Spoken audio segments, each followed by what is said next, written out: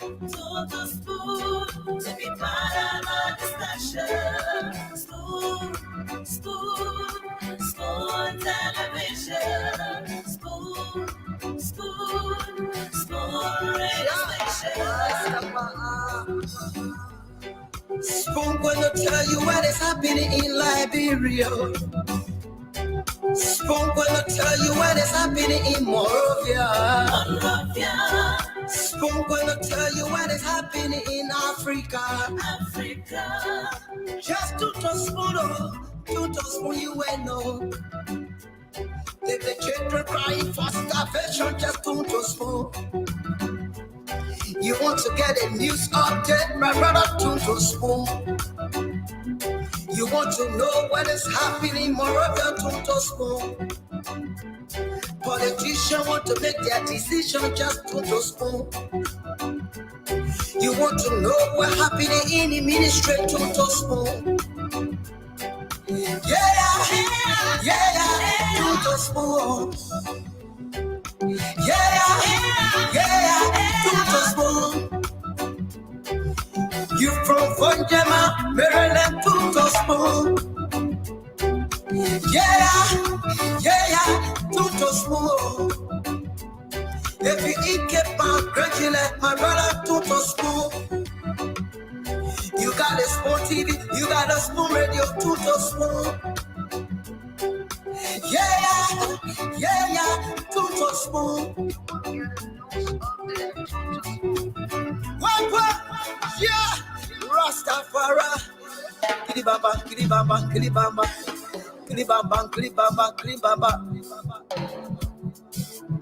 What I want? This one you back today. Spoon TV. This one you back today. Spoon TV.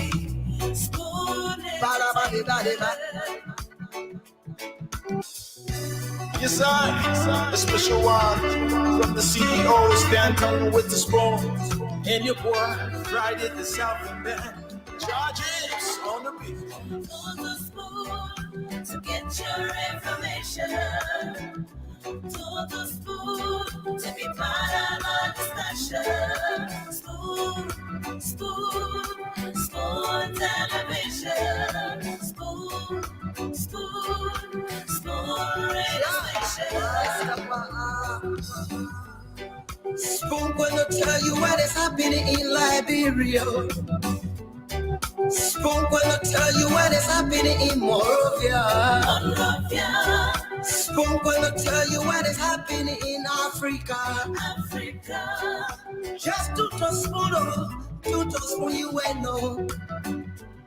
If the children crying for starvation, just to spoon.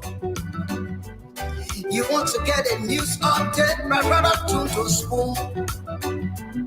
You want to know what is happening, Moreover, to spoon.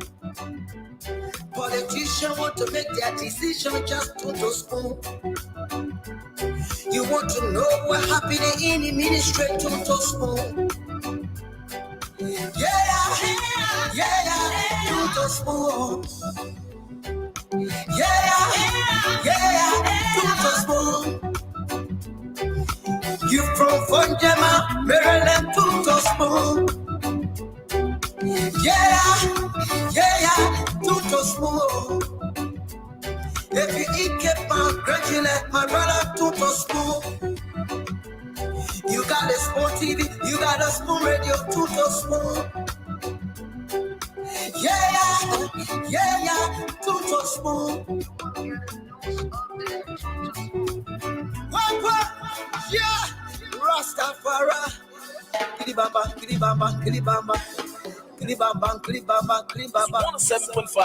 107.5. 107.5. Yes, FM.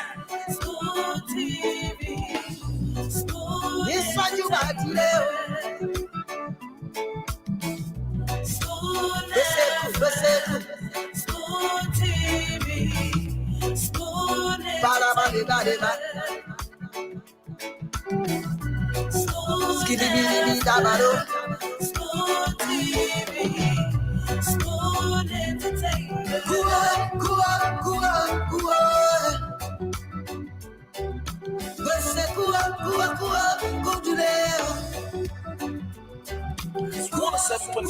107.5, the special one FM. From the CEO, stand coming with the spoon. And your boy, Friday the South Band. Charges on the beat. On the spoon to get your information. To the spoon to be part of our discussion. Spoon, spoon, spoon television. Spoon, spoon, spoon radio station. Spoon gonna tell you what is happening in Liberia. Spoon gonna tell you what is happening in Monrovia. Spoon gonna tell you what is happening in Africa. Just to spoon you will know. The children crying for starvation, just to spoon. You want to get a news update, my brother, to spoon. You want to know what is happening, Moreover, to spoon. Politicians want to make their decision, just to spoon. You want to know what happening in the ministry, to spoon. Yeah, to spoon. Yeah, to spoon. You from Fonjema, Maryland, to spoon. Yeah, to spoon. If you eat kepa, gradually, my brother, to spoon. You got a spoon TV, you got a spoon radio, to spoon. Yeah, to spoon. What? Yeah, Rastafari. Kilibamba, kilibamba, kilibamba. Kilibamba, kilibamba, kilibamba. What I want? This one you got today. Spoon TV. Spoon. This one you got today. Spoon. Spoon TV. Spoon.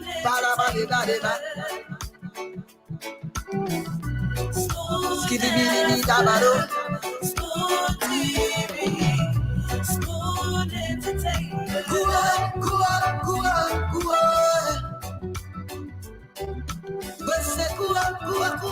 Go to there. Go to there. On the spoon to get Yes, I your information. Well, On the spoon to be yes, I part of try. 107.5, 107.5, Yes, sir. FM. From the CEO, stand coming with the spoon. And your boy, Friday the South Band. Charges on the beat. On the spoon to get your information. To the spoon to be part of our discussion. Spoon, spoon, spoon television. Spoon, spoon, spoon radio station. Okay, folks, time check here in Liberia, 10 minutes down 8 p.m. It's a brand new month of May. It's a brand new month. I want to kick off by saying happy new month to each and every one of you. I wish you all the best this brand new month. Africa. All right, it's now time for another edition of your premier nighttime talk show here in Liberia. Spoon Talk is about to get started. My name is Diamond Slanger. I'm producing today. Let me now cross over to James Kudeflomo as well as Honorable Eugene Lamy Fagon, and the rest of the Spoon Talk crew will definitely join in later. Guys, good evening and good afternoon as well. Yeah, good evening, Diamond and Honorable Minister. How you doing? My man, I really like. What time I'm going? Time for people to praise his shit. My man, Mr. Fagon. Megan thought, oh, just let it be. Yeah. For now, who did a share for you? Yeah, don't just Megan thought, oh, so yeah, I just leave it like that. Yeah. I let it share. Thank you, Chief. I like yours as well. Reminds me of Ghana to some extent. Yeah, A leather shirt. Thank you. So the shirt you wearing now, who did it for you? The shirt, I can actually tell you who actually sold it or who did it, but I bought it from a lady who sells what we call in Liberia purple suit, but they call it senator suits. But you know the lady you bought it from? Yeah, I do. I know the lady. You want to know? There's no need for me to suspect you. I don't know where the suspicion will come from, but if you state what your suspicion is, then I will tell you whether there is a need or there is not a need to. Okay, I can tell you what my suspicion is. Go ahead. Based on what you would tell me, how much you pay for the shirt? The suit. The suit is 75, but if you beg, you will pay 70 last. But if you're a regular customer like myself, you always get it at 65. James, you have reason to suspect. For patronizing someone? No, there's no proper suit less than 125. Yeah, James. It depends. This suit comes from Nigeria, so it depends who sells the suit and what profit margin they want. That the dependency we're talking about. Why would somebody travel to Nigeria, bring that suit and give it to you for 60? This is really cheap. In Nigeria, you can get this for like 20, 25, 30. You can get this for at least $30, Mr. Fagon. So why would somebody? Yeah, in Nigeria, you can get it for 20, 25, 30. They always sell it in Liberia. James, hear me? That's stealing. For 125. Yeah, why would it be 100% profit? That's the thing. Then you say, "Yo, who's staying on your hand? You can move on your hand." Somebody sell it for 75, they bought it for 30. You put shipping fee and everything. They sell it for 75. They make a profit. It's still expensive. It's still expensive, but look at it. One time I'm paying for it, 60. 65. Start taking the 5 from that. Bigger regular customer. At least they help him. You heard his English?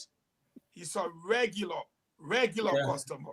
No, to be frank, business people in Liberia can ready exploit. But Damo, you need to come back on. We need you just to prop us up a little bit until one more person can come. I will please. be in and out until this thing is sorted, but I will be in and out. Yeah. Damo, let her waste smart. This is national security and national issue. Your insinuation that is her alone tells me that you've been. Damo, I'm a statement. Oh God. I mean, you see, we're having a nice time. Who on the show? Who in the background there? I'm hearing a baby. Who in the background? You see, if they tell you to babysit, you need to babysit. Don't come to say James Gooden. James Gooden and man. They already grow. But you know, guys, we're going to have a good show today. Welcome. I mean, that baby you're hearing, that your baby you're hearing, I'm begging you. That me can't on Jenna. But everybody mute themselves and see where we hear the baby noise coming from. So we're starting from who? Who got a mute first? Let James mute. James is already. Let not waste the poor time. That's all the man know is set. I mean, what happens if you're a grandfather? I am a grandfather, so I gotta hang around with Levi. His name is Levi. Oh, he's one of the 12 tribes of Israel? Yes, he's a royal high priest. The royal high priest that can drink a lot of milk. Damo, my man, we want for you to get a briefing for on the ground. But you know that I gotta get Damo the briefing, because Damo just said on there, the fired post of telecommunication minister, and I said this thing on Saturday. Yes, man. You said they were going to fire the man on Monday. Ain't happy? But I said it. I said they were going to fire the man on Monday. James found that clip. Damo, before you even start with your update, they fired the man, my man. That Akara's great instructed the president again. James found it. We use our model, choose the people, man. The person will be quiet, yelling too much. Damo, you said on there, they fired the man like that. I mean, mute you. We can hear you. Damo, you have go ahead. President has already made a nomination already. So now, quick man moving, man dropping, man coming back, man replacing. And I can understand this. And I announced it, Fagon. I said we're going to fire the man on Monday, and President George Mann, we are listening to me, and he fired the man with the instruction of Akaris Mose Gray. Akaris Gray. Yeah, that. Put Akaris Gray up. Akaris Gray called the man a traitor, Cooper Crow. What have he done? Can you put the man picture up when he was at the Joseph Boakai announcement. Folks, this is the Liberia we find ourselves in. You. This is the Liberia. Come on, man. This is the Liberia we find ourselves in. They fired the man. A damn play and say, man, dropping, man, moving. Yeah, man, moving, man, dropping. Not there. This is it, man, Fago. Because the man side with another political. But you know what, though? Fago, you'll be surprised. I mean, though, you'll be very surprised.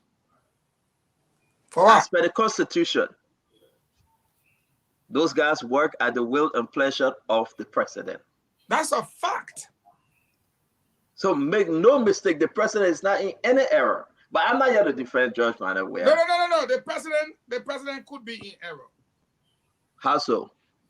In the court If of you say public opinion. constitutionally, the president is not in error, but if you look at it from a political standpoint and you want Yes, the court of and public you opinion. say politically the president from a Even political politically, it's not in error. the way James and I 2-on-2, James and I 2-on-2, and I let the guy go do the 11 o'clock show. Let's talk. You want to tell me say politically the president is wrong? The president is not wrong. The people, public opinion will say that this guy, you only doing it because Akaris Grace said do it. You only doing it because now the man is supporting Jeremiah Kuhn and that of Joseph Yimambuaka. That's people's own perception. That's their own belief. But as per the Constitution, the president is in no. I'm not here to defend him, but that's the truth. When He's you in no error. 1 minute, My man, I will give you 100 minutes of your business. He's in no error. All right. And this is a fact. This is not fiction. This is a fact. So Fagon shouldn't come here with that fact and fiction nonsense. Okay. We can talk on it. The president is not in. No, Fagon, don't do that. You can find all your constitution, tabata, that your business. I'm not here to defend George Manuel, but the president is in no error. The president today can remove anybody that he appoints, ministers, directors. They work at the will and pleasure of the president. So how dare you to say the president is in error? Okay, thank you. My time. Back to you. That's why Dharma and I said, constitutionally, he will pass. The court of public opinion, he will fail. And in the eyes of the Liberian people, even though you cited the Constitution, that he works at the will and pleasure of the president, which is Article 56A, I'll bring you to Article 18. All Liberian citizens shall have equal opportunity for work and employment, regardless of sex, creed, religion, ethnic background, place of origin, or political affiliation. This man is chairman. No.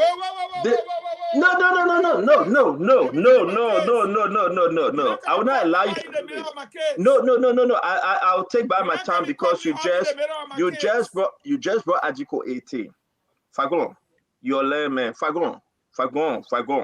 You just brought in Article 18. Yeah, no problem. You alone there you're talking. No, you alone there you're talking all this afternoon. Let my one talk. I'll take it. Let my one talk. You are in. Oh, you bounce again. You bounce again. You can say, hey, my man, you maybe if I will lead the food, then I go lead the food. I'll eat. I beg you, man. I will talk. Let me finish. But finish up.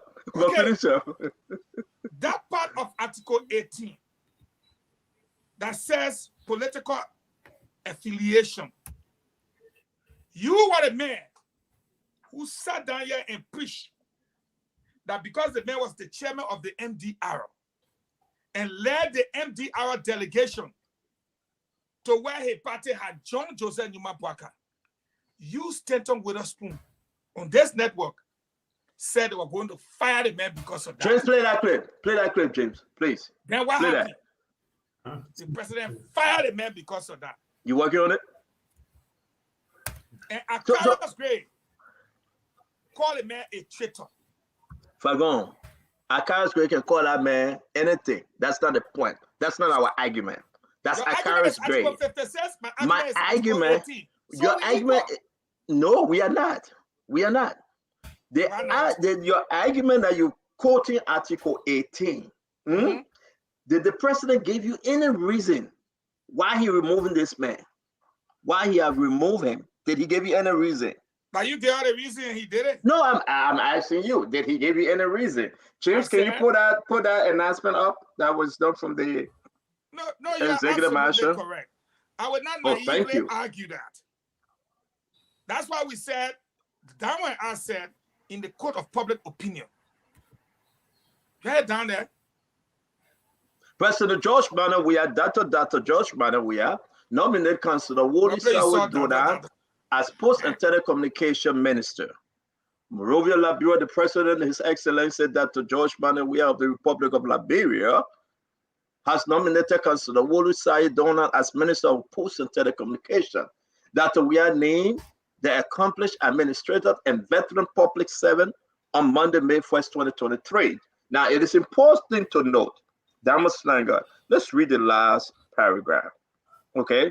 The former Nimba County representative of 2006 to 2018 replaces Mr. Cooper W. Crow, who was relieved of his post by the Liberia Chief Executive. There is no one reason why, nothing, zero, nada, finito, that you can tell me today that because Joe Weah saw that man going to UP headquarters, Joe Weah fired him. That's a fiction. If that's the reason, Eugene Fagon is quoting Article 18. Eugene Fagon need to go back because it's fiction. It's not a fact. This man is the creator of fact and fiction. He need to give the Liberian people or what the Liberian people deserve. But man, give me a chance. Give me a chance. He need to give the Liberian people of what the Liberian people deserve. They deserve nothing but credible information, news, something that will fill them better in the decision-making process. Fagan is in error. The president, according to Article 56 of our revised 1986 Constitution, said the president, at his will and pleasure, he can even fire anybody right now as we speak. But that's not argument. But then let's move on there. The president in no error. You said they were going to fire the man on Monday because of this. Because no, I said the man will be relieved of his position. Play my clip, James. Play the record. Also look at the circumstantial evidence leading up to him being relieved of his position. I said, what make that? My man, don't listen to the man. Let me argue with Dama. Dama, what make that to be a circumstantial evidence? Circumstances cannot change. One, we're looking at will and pleasure, which is the president's constitutional right. We all understand that he enjoys that privilege. Let's not look at what led to this dismissal. You know, looking at the circemancipation. Did the president give you reason? We leave a man. Maybe No, you cannot make this evidence. Outlandish statement that the president did the president give you reason of which he fired this man? JMB's, you know, we saw Councilor Kra at JMB's announcement of his VP. Before that, the president said, if you for me, you for me. If you don't for me, you can be against me and you be holding our jobs. It's either you resign, but if you're not for me, then you can be holding our jobs. Show me that clip. Show me that clip. Show me that clip. Dama, show me the clip. Dama, show me the clip. I don't have the clip yet, but it's the president made that. You don't have the clip. You don't have the clip. Dama. That was when the person came up and said, you cannot threaten imbalance, you know, because they have trust in government. Dama, that you said circumstantial, right? Those you are wrong. You are wrong because you know what though? Politically, the president can say what he wants to say. There is no reason given as to I will fire. But then I rest my case. Thank you. Nobody arguing that. Nobody is arguing. I rest my case. Nobody arguing with you. Because Mr. No. Don't say nobody. Say you're not arguing with me. No. Okay. But Diamond Snyder is different from Eugene, Fat and Fashion Fagon. The man is making a story. You told us ahead of time that the president will fire this man. You told us. The president shall nominate and, with the consent of the Liberian Senate, appoint and commission, appoint and commission a cabinet minister, deputy and assistant cabinet minister, ambassadors, ministers, consuls, The Chief Justice and Associate Justice of the Supreme Court and judges of subordinate court, superintendents, other county officials, and officials of other political subdivision. Members such as Eugene Lamin Fagon. He will appoint you to the military soon. Take this thing down, man, James Goodey Flomo. Let's stop that thing Fagon doing. The president, I may disagree with him on other issues, but the president is in no error. We didn't say president in error. The president is lying to us. You came on this platform, you told us today, Monday, the president will fire him, man. I'm actually my position. Put Fagon in the bottom. Put me right here. Don't give the man that privilege. The man can sit there and can talk Tabata here. We don't want to take this thing. You want to be Sayina? Lord, I want to put in here.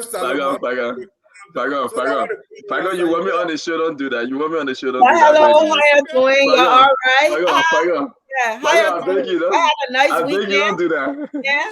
I'm put me on the bottom. Let me connect to the good between you and Matthew from Sayo. You want to have a good show? I'm telling you now. Okay, damn, I beg you. Please put me on the bottom. Let me be between you. My brother, don't even explain that in little minute. But how you doing? All right? I had a nice weekend. Yes, ma'am. All is well, but we want to say this to Fagon. When I read this today, Mr. Al-Hassan would announce something good. Once he took us out yesterday, he received his first phone call. I'm not going to announce it, Mr. Al-Hassan. The man received his first phone call from JMB, but I'm not going to say that one. They're waiting for Sarah Matthew to come to receive a phone call too. Fagon, take your show, man. I don't take your show away from you, but it is important to know that the president has relieved Mr. Crow of his position, and life goes on. Election is important. Election matter. Election. Vote. Prince Johnson don't want to hear this. Jeremiah will be mad. It is why it is. The president have the bullet pulpit. He can do what he want to do according to the Constitution. And the people got their ballots. They can do what they want to do. And the people got the ballot. Let me say this to you. We have to be very clear here. People from Nimba County, an attack on one is an attack on all. And what the president failed to realize is that just because you fire somebody from Nimba and replace them with somebody from Nimba, like you did in the case with Cabinet Janet, you fought him, you're in the same Akaros grade, remove him, then brought Yusuf Kaba and thinking say it's the same. You saw the backlash, James. You, Damo, you saw it from Justin Kaba. The election came, they paid George Weah back. Now he has done it again. Fire one Nimba man, put one Nimba man there. It doesn't work that way. But you gotta understand this. I will interrupt you real quick though, and I know Salamatu and Fadika with Damo. You guys gonna hang along. You will hang with us because Leo is off today. Can somebody put a Richardson there with the breaking news? James, please do that. Dr. Richardson is off today. I don't know where is Remy. Probably he'll be coming in shortly. But I will say this to you, Fago. Election is very, very important. Election is important. And we saw this here in the United States when Donald Trump won the election. Look at the Supreme Court. They promised to get rid of Roe v. Wade. Right? You know that, Fadika. You follow them. They kicked that thing out in a minute. Election is important. President Weah got to do what he got to do as president of the Republic of Liberia, and he's exercising his constitutional right. But you can say that because of Akari's great influence, I don't want to give him all that credit. It's the party. It's election time. But it's not Akari's great. That's the party decision. They are taking a very, very extreme position. Look at this man that the president put on a Seda Mitabo, the former Chief Justice. What say you to that, Fagon, before we move to Fadika? Same thing. The puppy retired children. President said, because if a Nimba come, we'll get a position for you. What says me concerning that? I'll tell you what. The president has a little over 6 months to be president. You like it, you can put that man on the boat or put him in the tree. What good is it if you're no longer president? What good is it if you're no longer president? And the people George Weah is dealing with are learned people. They will not talk. They will work in the interest of Nimba. But they will pay him as Nimba. The president will not win elections. And then they will be left with a new president to determine. So if you ask me my opinion, the president is wasting his time. He needs to do something different, Stanton. Maybe I'm a bit. People of Nimba and think they're going to follow you, trying to divide them. It's not going to work. Nimba Kwato means that they should be united. And that's how they win all their battles. They don't break. They don't separate. They don't disintegrate. They hold as a unit. My thing is that I think I will also disagree with Fagon, Fadika, Sarabatu, Damo, and Good Day. I may disagree with Fagon because I think the president playing the game to his base. Fadika, say what you want to say though. The president is not trying to be in the middle anymore. He is taking a position right now to satisfy his base. And he calling everyone to come home. Do you agree with me that though probably this will hurt him now in the short term, but come October 10th, he would benefit? What you? I mean, I think. Before you ask the question, can I ask you a quick question? If you say he played to his base, right? Then how are you going to take out Justice Kaba, Justice Kabina Janet? You say I took out one Madingo man, then I put one Madingo man there. Then you take out one Mano man or Kyo man, then you put one Mano man and Kyo man there. He playing to a base so that if you should be taking it out and putting in seditions. No, but let me say this now. No, Fagon. Look at the bigger picture.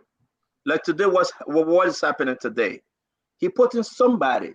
He's not taking Mano man or man from Nimba because I don't know this guy trap. He's not taking a man from Nimba and putting. Yeah, I understand he from Nimba, but I don't know whether he Gio or Mano or Badingo. He's not taking a man from Nimba, right? To put somebody from Sano there, Fadika. He's taking a man from Nimba, but putting another Nimbadians there. And that's to the base I'm talking about. Eugene, let me tell you, it's a very simple.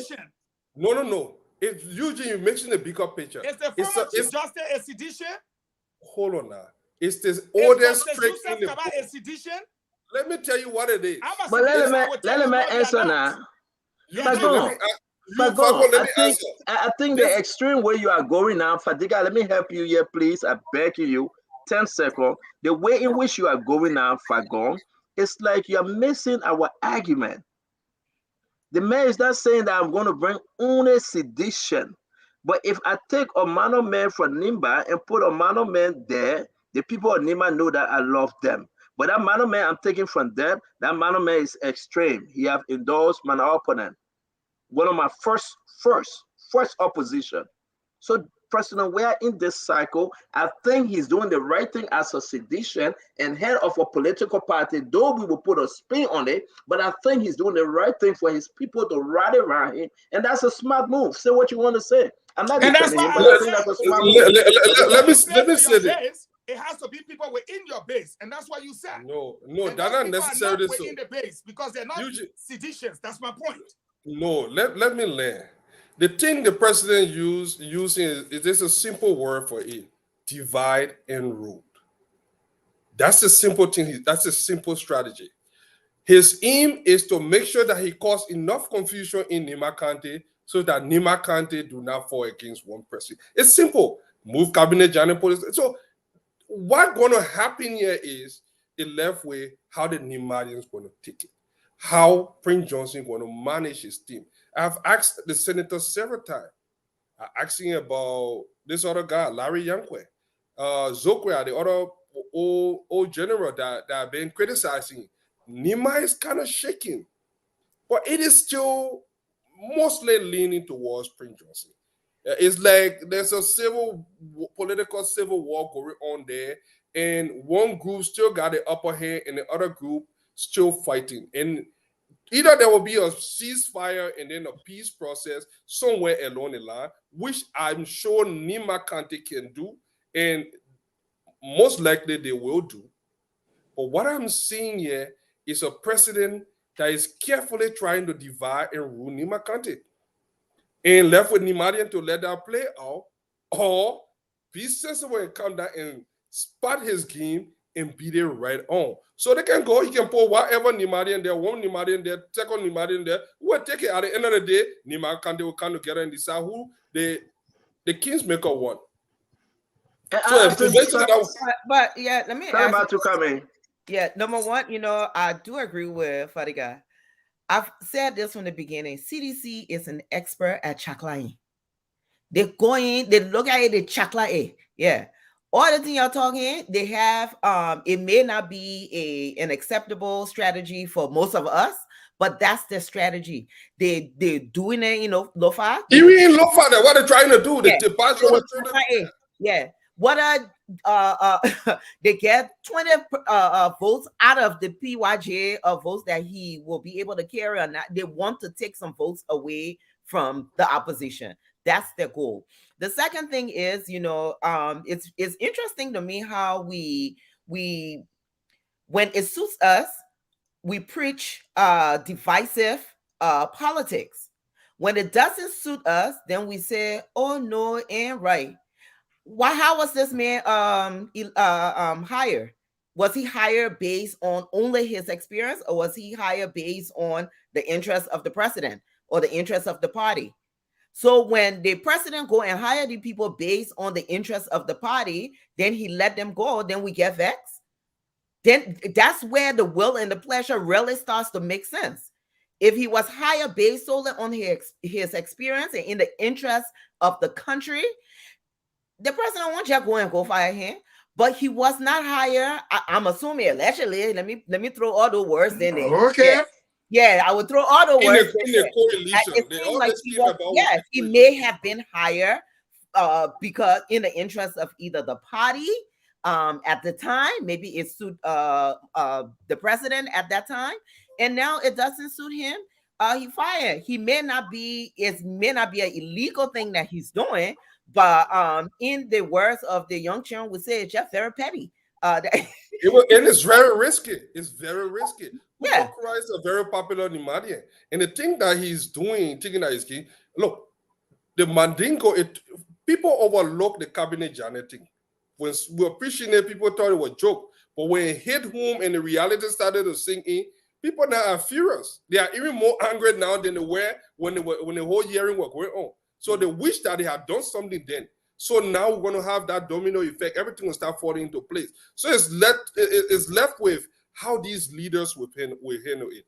I think cool heads should prevail. I think the president took a political gamble that I think he's going to lose.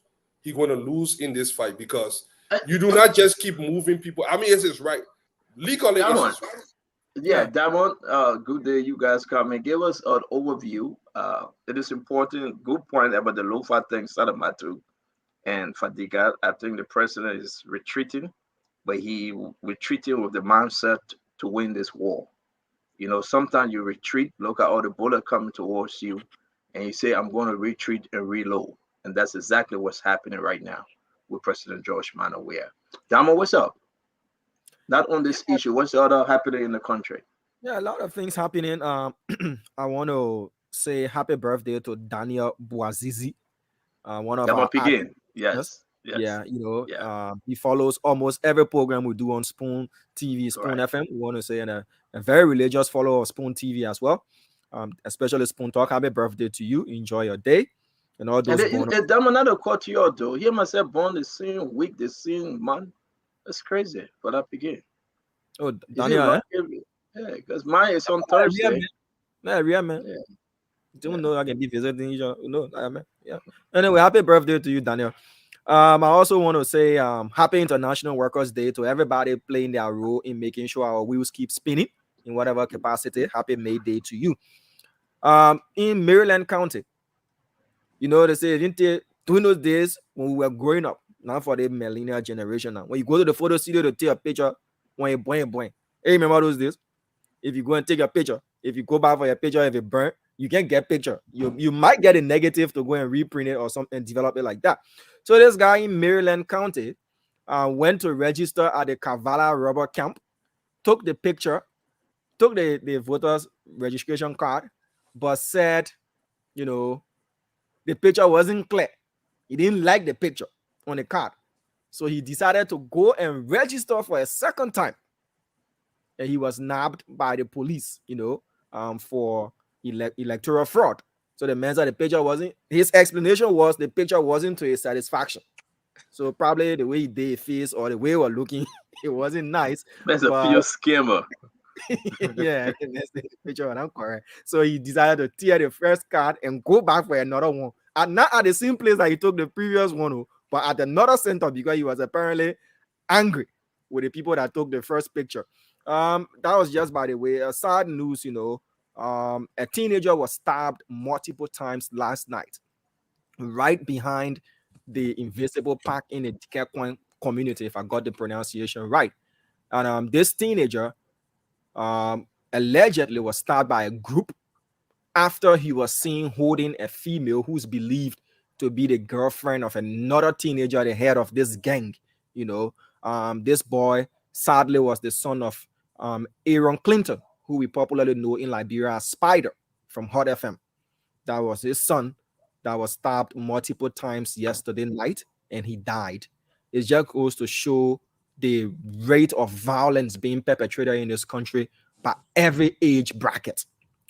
Why would teenagers go and stab another teenager because you're standing behind a female who is believed to be your so-called gang leader's girlfriend? So a number of them were arrested, transferred to Central, and we hope all those who were involved will be brought to justice, because that is just totally, terrible.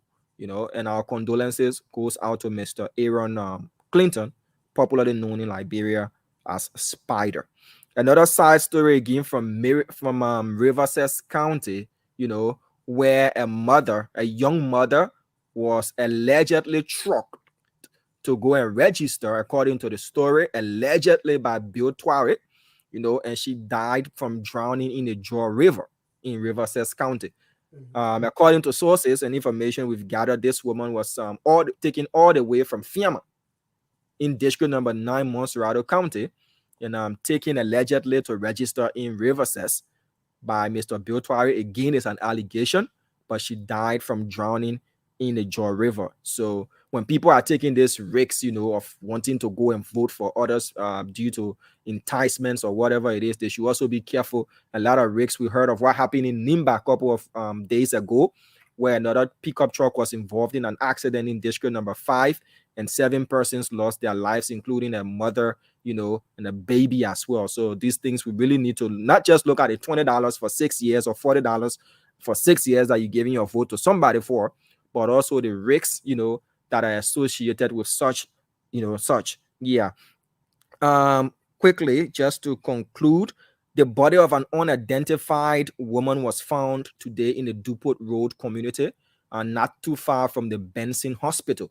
If you look carefully from that video, credit goes to Cool News, you can see that she was wrapped in a bed sheet, a tie-dye bed sheet. And if you look around the surroundings of where she was placed, you wouldn't see any signs of struggling or anything of that sort. And those who are law enforcement experts, they tell you that if that is the case of the scene where there was no struggle or nothing of that sort, the presumption is that person, the act was done somewhere else, and that person was just dumped there, And according to eyewitnesses as well, those who are residents of that community, they said they didn't hear any struggle, they didn't hear any screams, they just woke up in the morning, and saw this body of this unidentified lady, lying there. But interestingly, there was this one guy who was narrating how he knew this lady and all that. She just braided new hair and all those kind of things. If I'm law enforcement, he would be a person of interest. Seriously, because how do you know this lady so well? You can attest to the fact that she even braided her hair. This is the second hair that she braided in a space of weeks, and you are, surprisingly at the scene, and surprisingly the first person to have, been able to stumble across this body. So how come you should be investigated? You should be a person of interest. You can see from her face, facial bruises and all that kind of stuff with blood oozing. If I'm law enforcement, you're the first person I'm taking to go and question. Yeah, Because but see, you'll you be a can't. person. You, You will be. I just want us to go back to, and I want to bring in Fagon. But is that all you have for us, Jamo? Yeah, I'm just gonna stop there because we're already running into the show. But everything he just said, Fagon, is about killing Liberians. Something is happening, Fagon. I know.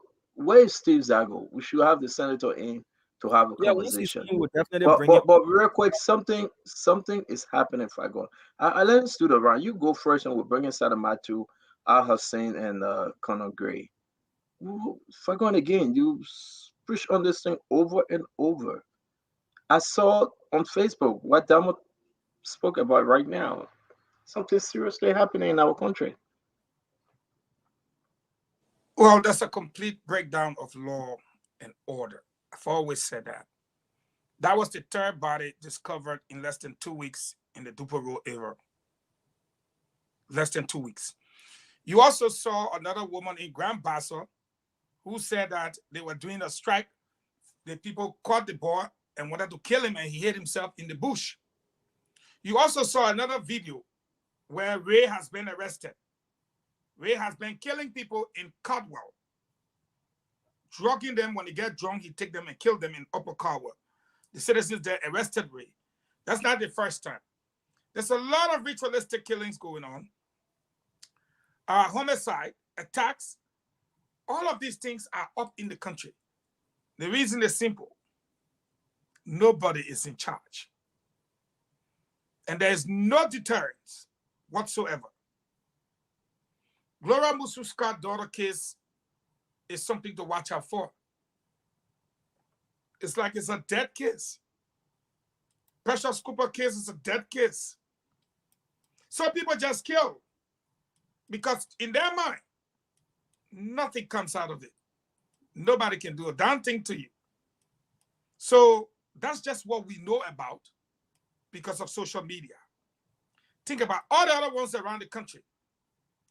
I am estimating that between 15 to 20 people on a daily basis either get hurt seriously or killed in Liberia because of the breakdown in law and order. That's all I can say. So Fagon, before I leave you though, you said breakdown in law and order. And folks, let's just respect our talking time, which is a minute 30 seconds or 2 minutes the most. Fagon, are you putting this on the government? Of course, the government is responsible for security of the state. And that's what the people entrust the government with. Does it mean that, and maybe folks going to get mad with me, these things happen, even here in America. Put your channel 6 on, put your channel 3 on. Yes. Right now, as we speak in Texas, somebody killed 5 individuals.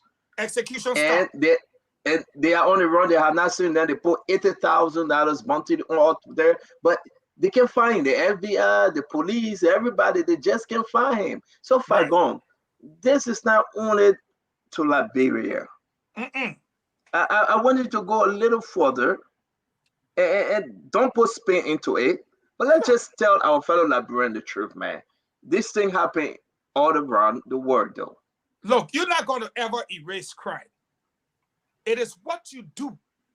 You see the people looking for the man who killed 5 people? You see the kind of money they're putting up? Fast forward to Liberia. When people die, what do you do? When people are killed, what do you do? The president, which is the chief law enforcement officer, goes on air and say what? Everybody should buy what? CCTV camera.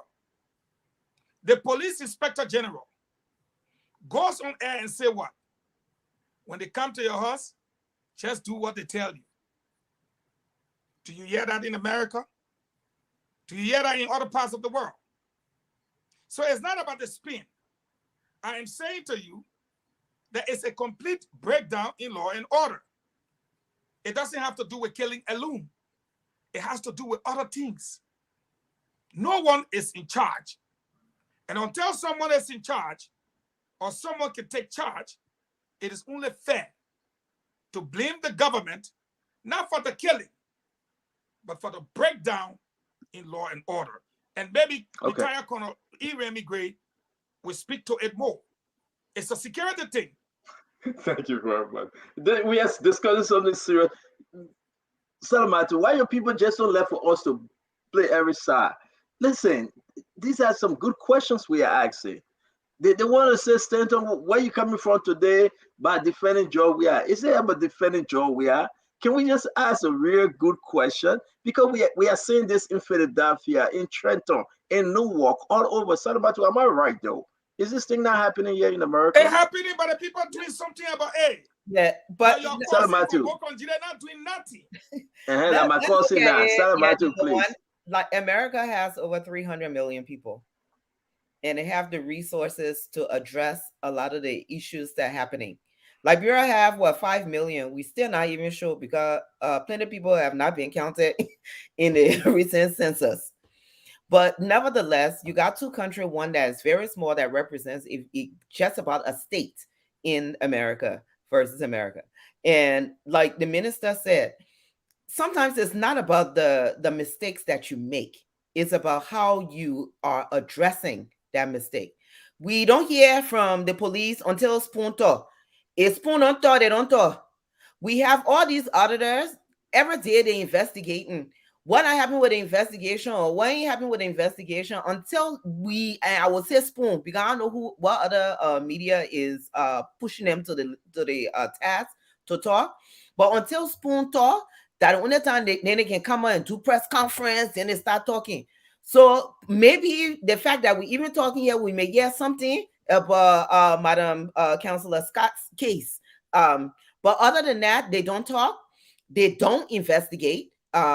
They will come back and tell us they ain't got the resources to do anything. So, and then if you have the president of the country just pretty much telling you, you know what, you better go get CCTV, everybody on their own. What do you expect for the police department to do? So then when we start reporting the news, then people say, oh, that's also killing in Liberia, that's also killing in Liberia. You have I know you're gonna get mad at me. We get Steve, the Senator Steve Zago in the back. Before I bring you on, I want to just get 30-second quick. Remy Gray and Al-Hassan. Al-Hassan, the president said go get CC cameras. Coming off But Mama, I'm sorry because they gave me a signal that he's in the back. No, go ahead. And I want to bring in the other two guys. Let me say this, I'll be very quick. Stanton, I disagree with you. Honestly, I disagree. This is a very faulty analogy. But why in you disagree with me now? Why in you disagree with me? I'll disagree with you. Yeah, crime, we don't have control over crime. Crime's all over the world. But this is a 5-point-something million country. If you want to compare Liberia with someone of equal. Let's bring it down to West Africa. I've traveled extensively around West Africa. I will tell you what other countries are doing that we are not doing. There is, that Eugene Fagon say, there is a breakdown in law and order. You go next door to Guinea. I went to Senegal the other time. They have police command presence in every corner. You know what you guys do? They have police unit assigned every corner. Just their presence alone. The first thing is you do not even see the Zago thing in urban, residential, in those different city centers. They are way around the seaside somewhere in their own little quarter there that they are not menace to the society like here. I'm not saying that there wouldn't be crime of opportunity here and there, but let's say Guinea. That's certain area you won't even see those kind of things because you know that when you are caught, you know what will happen. Even in Ivory Coast that we live in. All right. Let's move on. Let me say that's what is happening in Liberia. Yeah, finish up real quick. That is different. In Liberia, the crime of opportunity is so brutal and so random and so prevalent to the point that the people go to bed at 6 o'clock in the night, not because they want to, but because they are so petrified in the So let's give 30 seconds to Remy Gray. I beg you. Fadika, we can have a whole day on that conversation. I think at some point, folks here will say what they want to say, but it is important to note that though there's a breakdown in law and order, but you cannot just equate everything and say, well, because the president say have a CCTV, that means that the president is in favor of these things that are happening. And I don't want us to put those Spain down. Let me bring in Connor. The politicized the Ezra police. Gray. Police have become Okay. a partisan. That's a whole different conversation. That's a different conversation, though. Iremi. Gentlemen and lady, I think it's important that sometimes in a discussion like this, we have someone playing the devil's advocate. There's nothing wrong with that. It's just a matter of reflecting on crime in general. Not to disagree with Al, but I think clearly you know that Stanton is playing the devil's advocate, which is okay.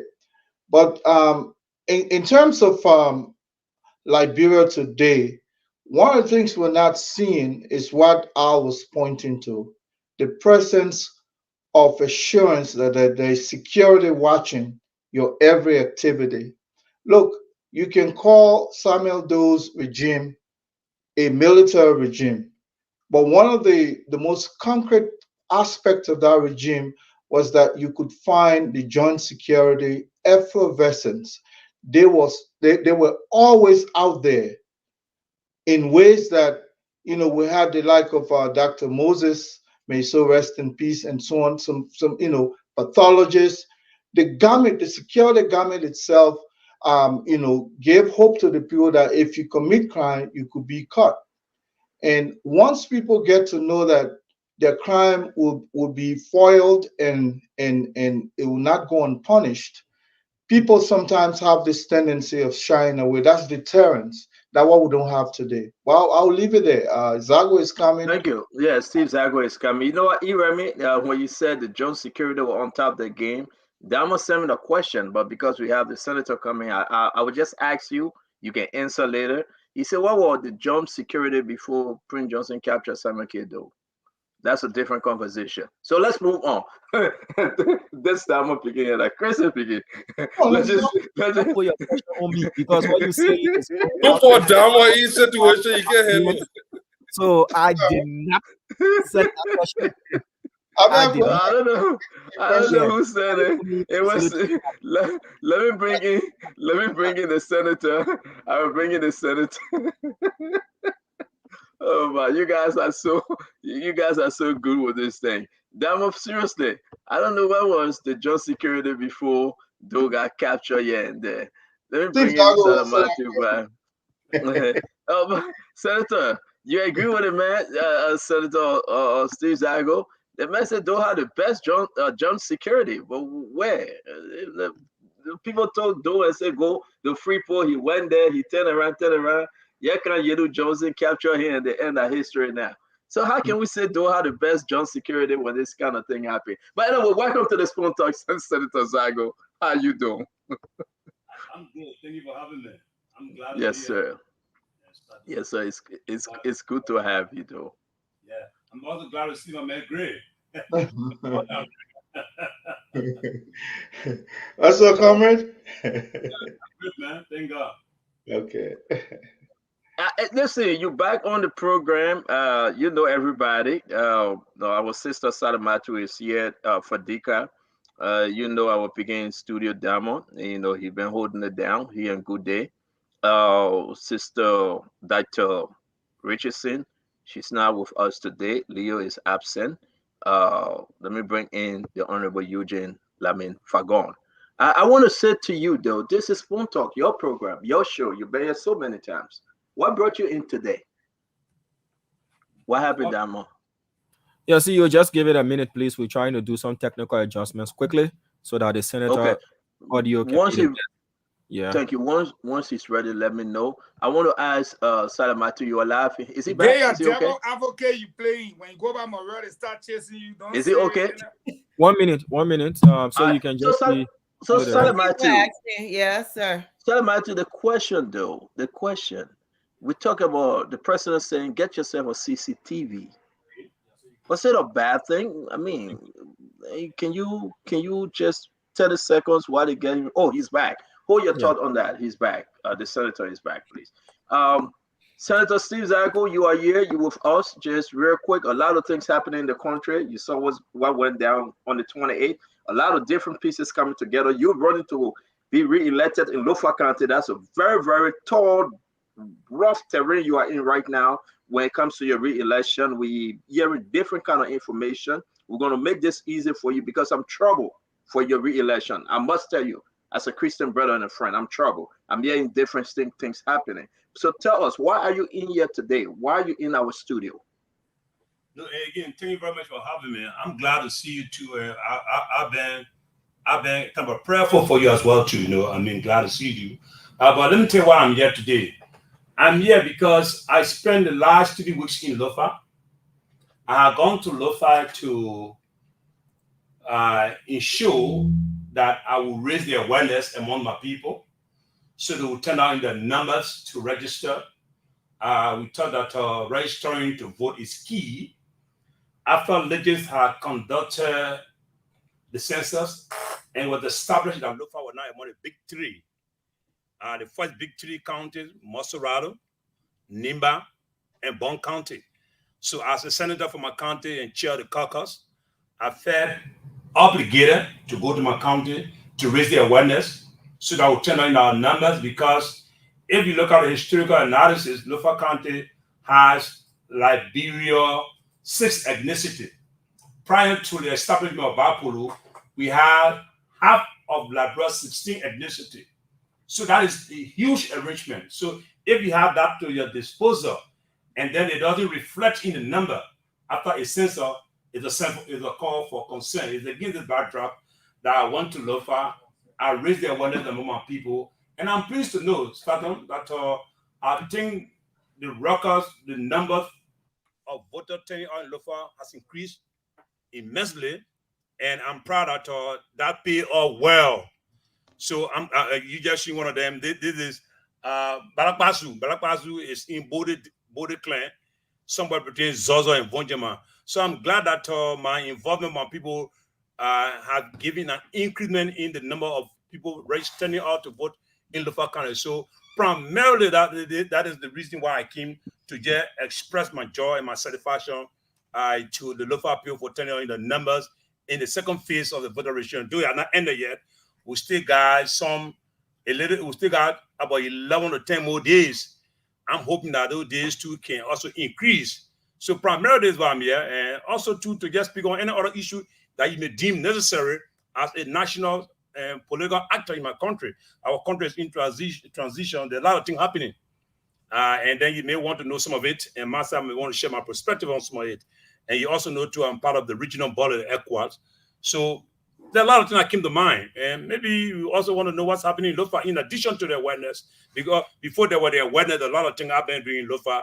I am also completing the 7th dormitory that I started for the 7 districts in Lofa. We've done the first, we start doing painting now of those 7 dormitories. So it's huge because it's not an establishment, it's not a construction that is being aided. It's been done by us exclusively. So those are some of the things I thought that we need to talk about. And I know, we got a lot to discuss. We got a lot, just under a minute. 1 hour, 30 minutes. So we should just get into this conversation. We'll be discussing your re-election / Liberty Party. We'll be discussing Unity Party and the program that they just had on the 28th. We'll be discussing Liberia in its holistic form. We have to do that because it's important. And we're for Liberia. So let's just get into this thing. Let me start with our only lone sister on the show. And let's talk about your re-election first. Let's put this conversation on your re-election. Then we'll move towards the other conversation tonight. It's a big night because you are the chairman on what? Security, correct? Yes, security and defense and the intelligence. Security and defense. And we heard we're just talking about so many deaths in the country. We heard the letter from the United States ambassador. Salamatu, you don't want to go. I can start with another person. Yeah, you can start with another person. So let me start with thank you. Let me start with myself. Let's talk about your re-election. How many terms have you served? I want you to talk to those from Lofa, the Lofian. Talk to Liberia. Is this your first term? Or are you going for your second term? Or are you going for your third term? No, this is my first term. I was elected 8 years ago. Yes. It's good. I thank you. It came from you. I knew it, but I just wanted the folks to hear you. What have you done Senator Steve Zago, that you think you deserve re-election? Real quick, make it short because we got to. We got to. Lofa County is a traditional county. Is the county that respects culture and tradition and norms. Lofa County is a truth-telling county. This is why we got one word that cut across all of Lofa called Tonyen. Tonyen meaning truth-telling. Since the foundation of Lofa in 1964, Tonyen means truth-telling. It cut across the 8 ethnicity that Lofa County has and now 6. When you use the word Tonyen, truth-telling. I have been truthful to the Lofa people. I have been firm and decisive. I have been consistent. I stood with Lofa all of the time. I told the Lofans when I was elected that I would not be a Morura-based senator. And for the past, I just returned to Morura on 2,400 hours. I've been in Lofa for the past 3 weeks, like I told you earlier, to go and raise the awareness. That was just in continuation of the number of times I visited Lofa endlessly. And then again, I've been truthful. I stood with Lofa. My second question, I know this Lofa thing is too deep. I don't want us to waste time, but my second question, have you ever stayed in Lofa this long? 2 weeks? Oh, yes, I have. 3 weeks? I have. Sometimes. All through your term, you've been there this long, correct? Indeed. I've been there for 2 months. I've been there for a month. And this time around, I was there for about 3 weeks. And I went there Honorable Fagon. Yes. Thank you. Let me get to Honorable Fagon, then we can do this round. Your 2 questions, sir. They want party radio team. Steve-O. Yo, follow. What you can there? Yeah, what's that? We lost that, man. I mean, I tell you, every time, don't be playing with from on our side. You from the coast, the noise of the ocean can deafen your ears. I can tell you all the time. But I'm a people. But Steve-O, let's put it this way. Let me be straight to the chase. You are from the Liberty Party. Indeed, I am. We've seen a serious rigmarole in the Liberty Party. You are going to try to get a second term from the people of Lofa County. And you've been very truth-telling. You've carried out developments, yes. But we've seen the Liberty Party embroiled in conflict with one side in the CPP and another side, as it stands right now, still on the fence with the JMB, and rumors going around that people from that other quarter may land in the ANC. Be it as it may, where do you, Steve Zago, stand right now? Because you will have to run on a ticket, you will have to affiliate with a party, or you will have to do it all by yourself as an independent. Where are you right now? Tell us. Look, the heart of great men, rich and kept, are not doing sudden flight. Day while the companions slept, through the night. So there are challenging moments, and we are bracing up to it. I say this to you: I have never wavered with my commitment to JMB personally. If it's a personal question, sometime March of 2011, is that 2021, I was very emphatic when I made my position known. It did back to 2011, yeah, the last one was 2021. But I say this to you today. Yes, like you said, there's a challenge in the Liberty Party. We're doing consultation, we're reaching out.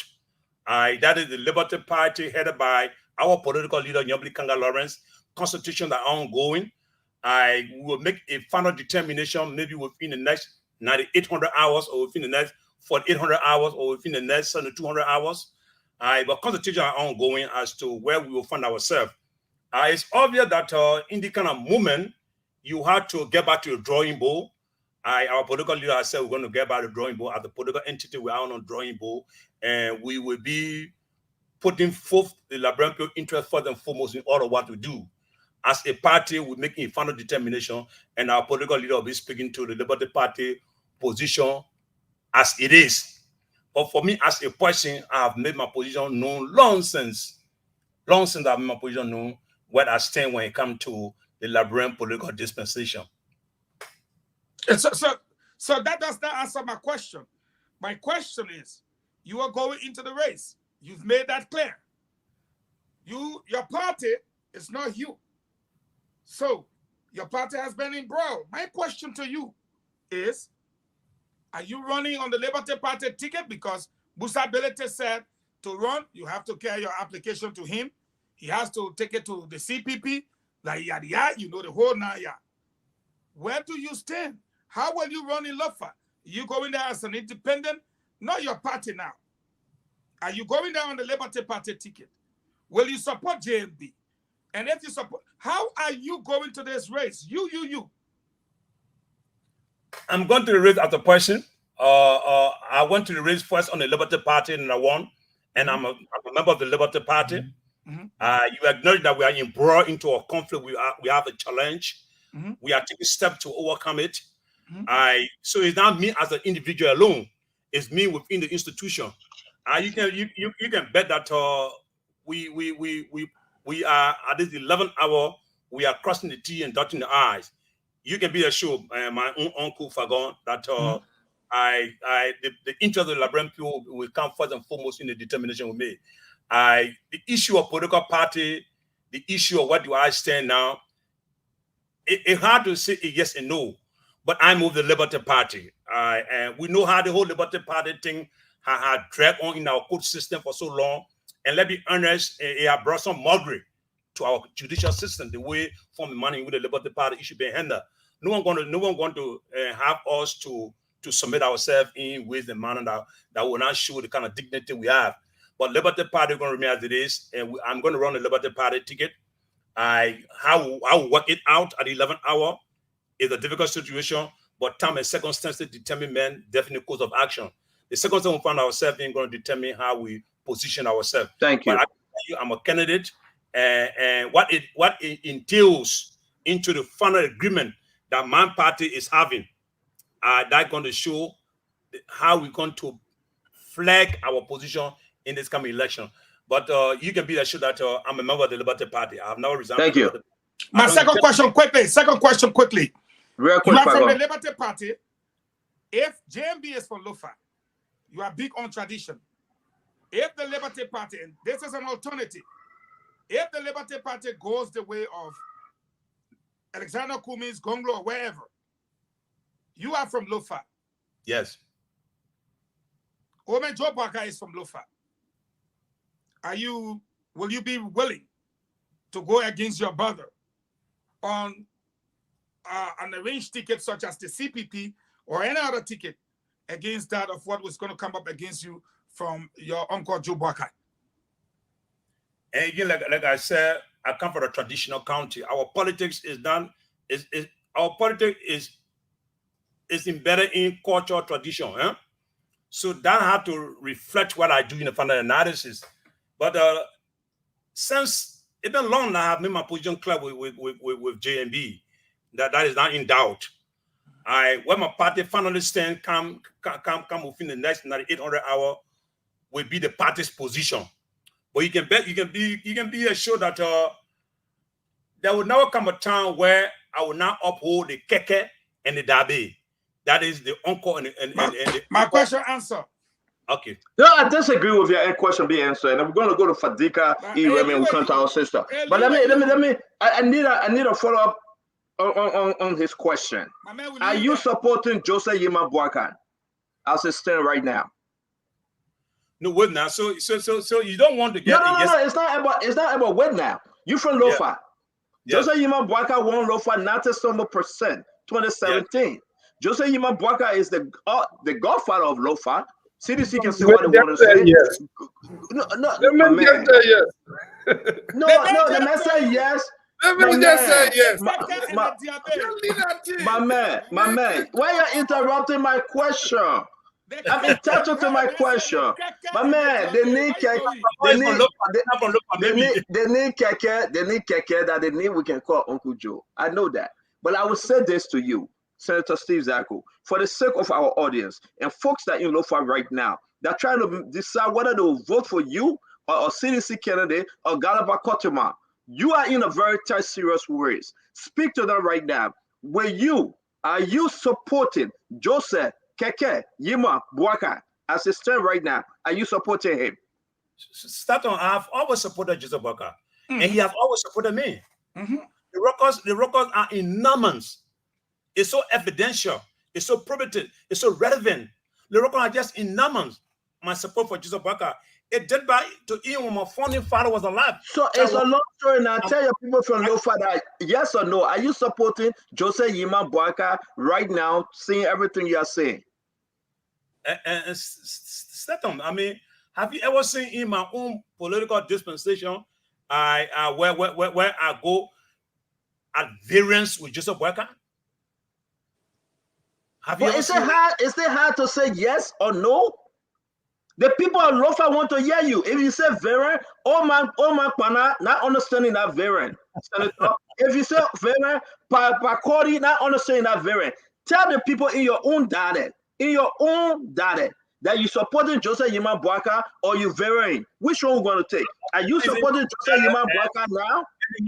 Nenima kakani nazani dini lego nu manga ga uwa ga boka wa ho na ya jobo amanu zawo ga uwa ga boka ya wona woni kufrogo ga namazu ne pe boka yisu na ziasu ga uru kakabede ga urapuru in sama sema unu dale am sine ma dale na. So I know you feeling get me lalo in that because there was no yes in that one. Oh yeah, they were feeling with me. Salamatu coming. They got that king. They got feeling with me. Salamatu coming.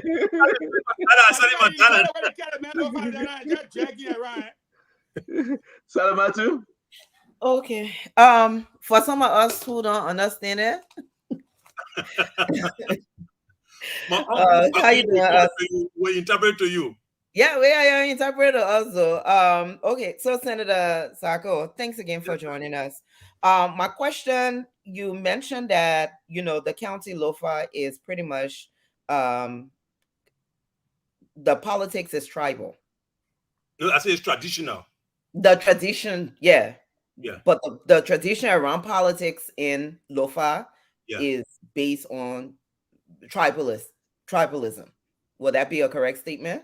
No, that won't be a correct statement. I said politics is cultural, it's traditional, it has norms, it has folklore, it has do's and don'ts, it has imperatives. It's something that it boils on respectability. Your choice of word gotta be very, very mindful. You gotta know who you speak to, how you speak to who. You gotta understand the issue of the keke, the dabe, which means the uncle, the nephew. You see, let me just take you back. Okay. The history of the Loma ethnicity. That is probably 55% of the tribal arrangement in Lofa County. It is said that maybe it may be a myth or a legend, but it is said that the father or the mother of the Loma, that is the highest tribe in Lofa, was given birth to by a Kisi Kumayuku, the second daughter of the Kisi. Kumayuku gave rise to the Loma. So then there was this Loma chief called Father Wubo. No, a Kisi chief called Father Wubo. Father Wubo gave his daughter to Sisima Simawuru. I mean, Sisima Simawuru, one of the leading Loma legend at the time.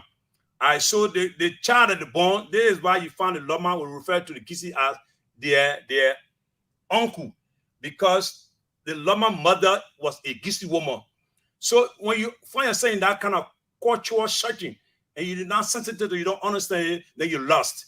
And as a traditional person who respect my culture and tradition, I've always been guided by it.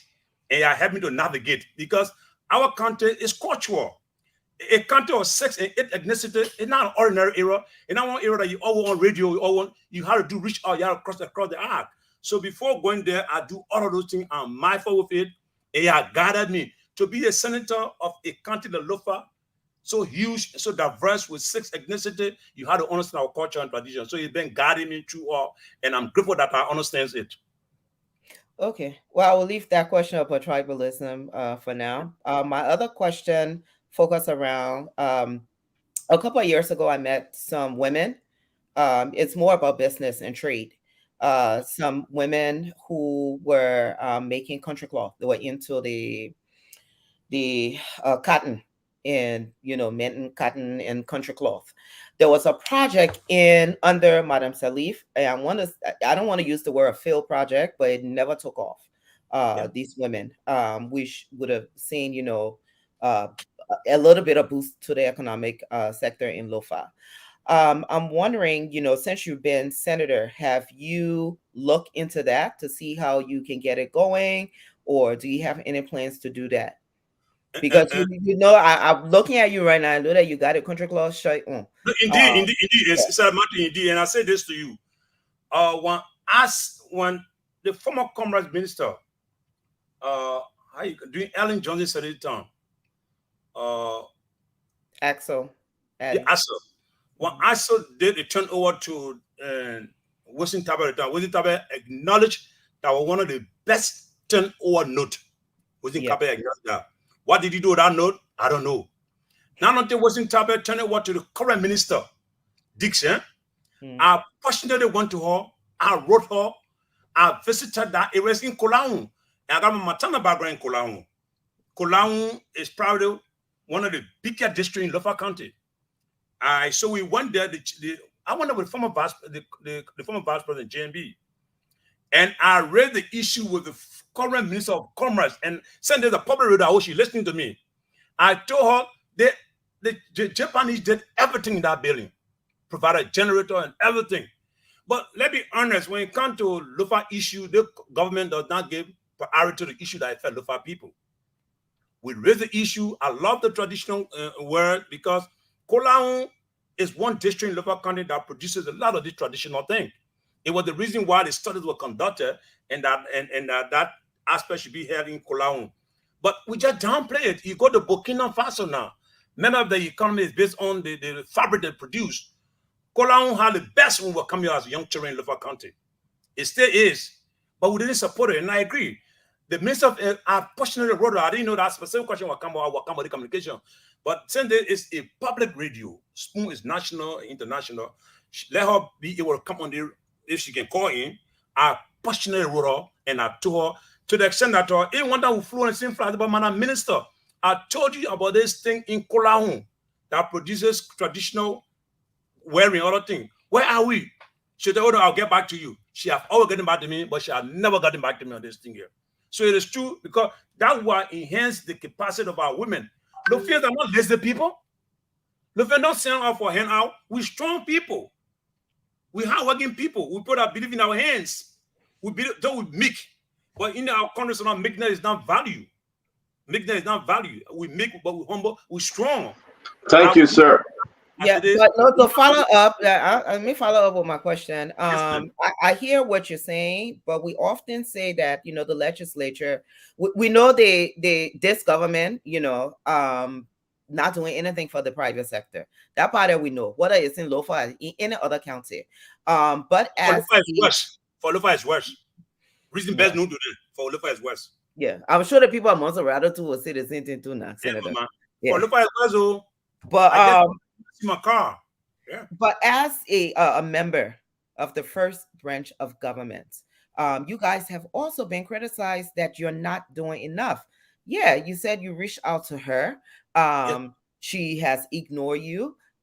What happens then? Because the president promised the country that the Liberian businesses, the Liberian-owned businesses, will not be a spectator in their own country. And unfortunately, we just haven't seen anybody else putting him to the task that, Liberians are spectators in the country. In fact, they're not even watching us at SKD. We're not past the Douala, that we're moving into Guinea to watch what's happening in the country. And I mentioned that project because I know it was a great project, not only for Lofa, but that would have been a great thing to kind of start a movement in Liberia with our country cloth. So she didn't respond to you. What happens next as a senator? So again, it's a good thing. When the American ambassador said that about the legislature, and I think I was smart that a young lady from the House of Representatives, Swako working with a rebuttal. Why it's true, I understand how the ambassador fee for us in this country, fee for the honor privilege, but I think generalizing was not the way to go. But there are senators, there are lawmakers who have been advocating, who have spoken against ills in our society. But most of what we do in the first brand that you call it is based on numbers. It's based on majority.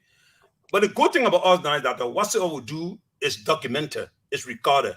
We don't have no secret section. Everything we do in the public glare.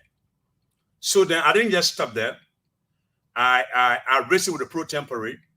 And then surprisingly again, most recent, you heard about this thing about, you heard about a company that was said to have brought in, to whom on 2 different occasions, cocaine was sent through the country, that and the TGH. I also wrote the minister herself. Let me tell you the response she told me. She didn't, because I documented my communication. She sent a verbal communication by our deputy that, Olo, we can't tell business people what to do. I said, but you're doing business in our commerce, and your entity has come under the limelight. I've been an entity that on 2 different occasions have been established that drug have been channeled through. Coincidentally or intentionally, we don't know. Why can't they come and tell us why shouldn't we hold them for facilitating? And get the Minister of Commerce. She didn't respond to my communication. Or then she sent a deputy to say, oh, we can't tell the people what to do. When you are Minister of Commerce and they are within our commerce of Liberia, that's the irony. Perhaps maybe if I was a CDC lawmaker, perhaps she would have had a courtesy to at least document her response to me, because I didn't just say it verbally. Thank you. Thank you, Senator. Thank you. All inside of my 2 minds, the business thing, so she got to take you back to commerce. And I agree. That's beautiful. That's beautiful. But Hussein. Senator Zago, welcome to the show. I see that you are Senate Committee Chair on Defense, Security, Intelligence, and Veteran Affairs. Yes, sometime early this year, just before the February 11 Armed Forces Day celebration, you made 2 quotes at a symposium. And I will repeat those quotes. You say the biggest tax, you said that to the military officials at that symposium. You said the biggest tax you have currently is to ensure that this election is conducted peacefully and smoothly. And you said another thing again. You said you will be required to get engaged, but are you ready and prepared? You remember those statements? Indeed, I do. What are your concerns with this election? What do you fear? Look, we're in a transition now, and honestly, let's Liberians be proud of our own transition. We've had an election. We had, after our civil war, Ellen Johnson said, begin the president. We had a democratic transition to George Weah is, and then unlike Ellen, George had just gone 1 term. Ellen won 2 terms. So she was not a candidate the last term. So the tension was not that hard. But now you have a young president staying in her prime, who is energetic, who thinks he can still win, who thinks he got young people on his side, and then the majority of people feel that he's not up to the task. So it's a difficult situation. So you need a security institution or a security architecture to reflect a balanced approach in the way they conduct themselves. So there will come a time where even the first line of defense, that is maybe the paramilitary, will be overpowered. And then you have to bring in the military. So even if the military come in, they have to be a force for good. They have to reflect that professionalism that will make them acceptable in the eyes of all Liberians in the way and manner they conduct themselves. Because I said this, let me just go back to those specific things. We set some benchmark, but now we should have 8,000 plus men and women in the police. Are we there yet? No, we're not there. We're beneath the benchmark. We just halfway mark, and we got less than 6 months towards the election. We have been 8,000 plus men and women who have some specialized unit, maybe the ERU or the PSU, so that they will have been maybe at a very hub. They will have one hub in Banga, we should have one in Grand Jada, I think one in Bombay. We should have men deployed in the area to do rapid response. I would do the rapid response. I heard my brother Grace make reference to the national security. I would do the rapid response. We're not doing the rapid response. There will come a time we have to call in the military. Too often we call in the military. And calling the military should be the last resort, because the military is not a civil organization. It's a military organization. It comes in when the civil authority cannot continue a situation, then the military comes in. So it was from that perspective I was speaking.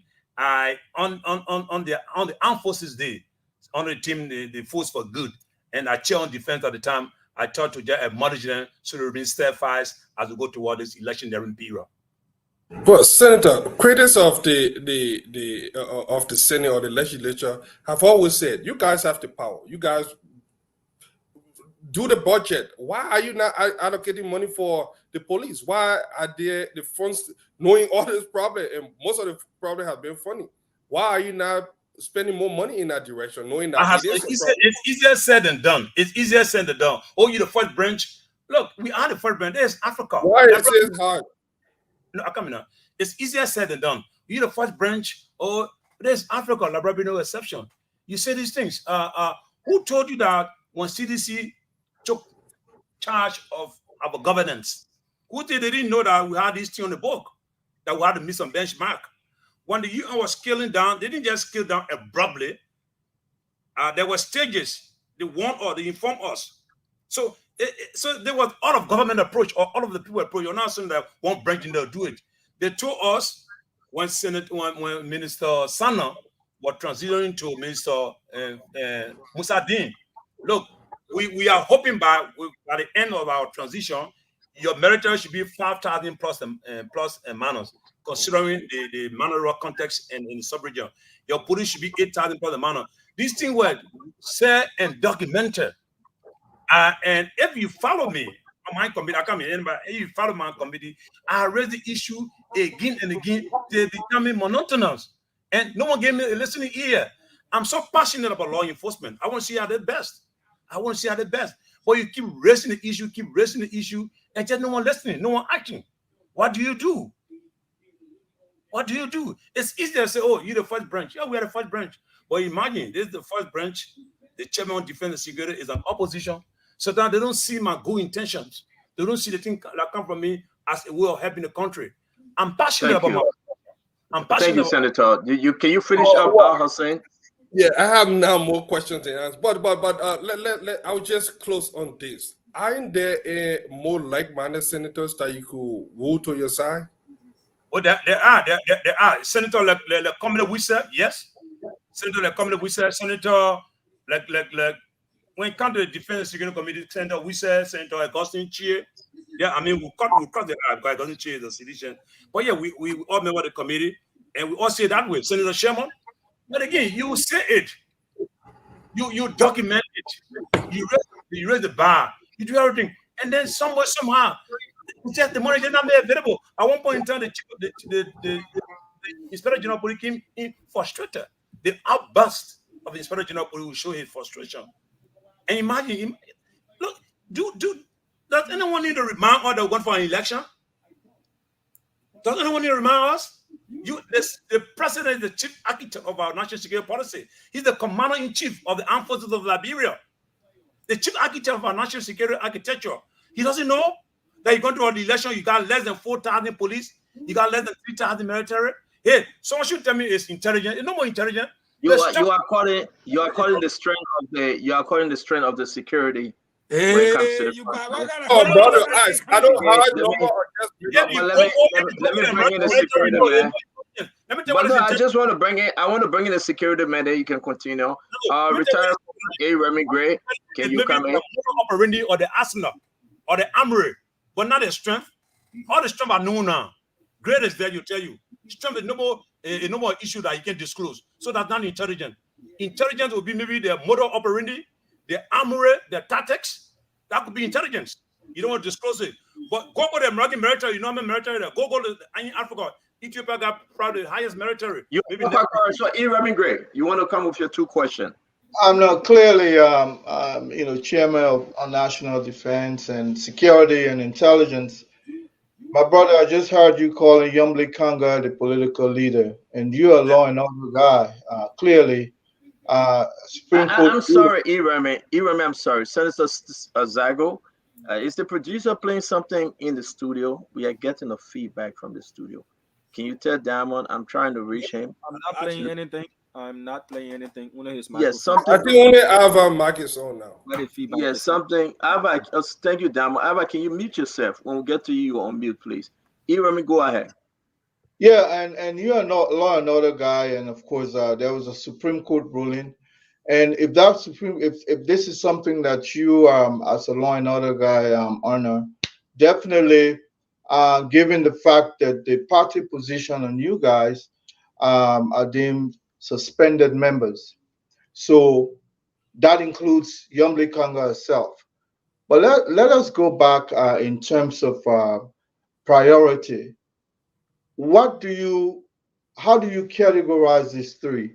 Your re-election, the support of Unity Party, and the third one, of course, will mean the reunification of your party. In terms of priority, how do you categorize those three? The reunification of my party matters the most to me. And look, a few days ago, on the 27th of April, I was the birthday of our founding father, Charles Walker Bronsky, an Aradan lawyer. They so rest in peace. It hurt me that with all the sacrifices Bronsky made for the party, we are where we are. I don't think that was his vision. So it hurt me. I will be the happiest man if my party is reunified. And let me use this opportunity to ask the question to call on my own political leader, Yumble Lawrence. It's a Musa Hassan that they got to brace up to it, or there'll be a raw awakening, a rural awakening in the shortest possible time, because parties in Liberty Party are not happy. No matter what side they are not happy. We saw this thing coming. We spoke against it. The parties are not happy.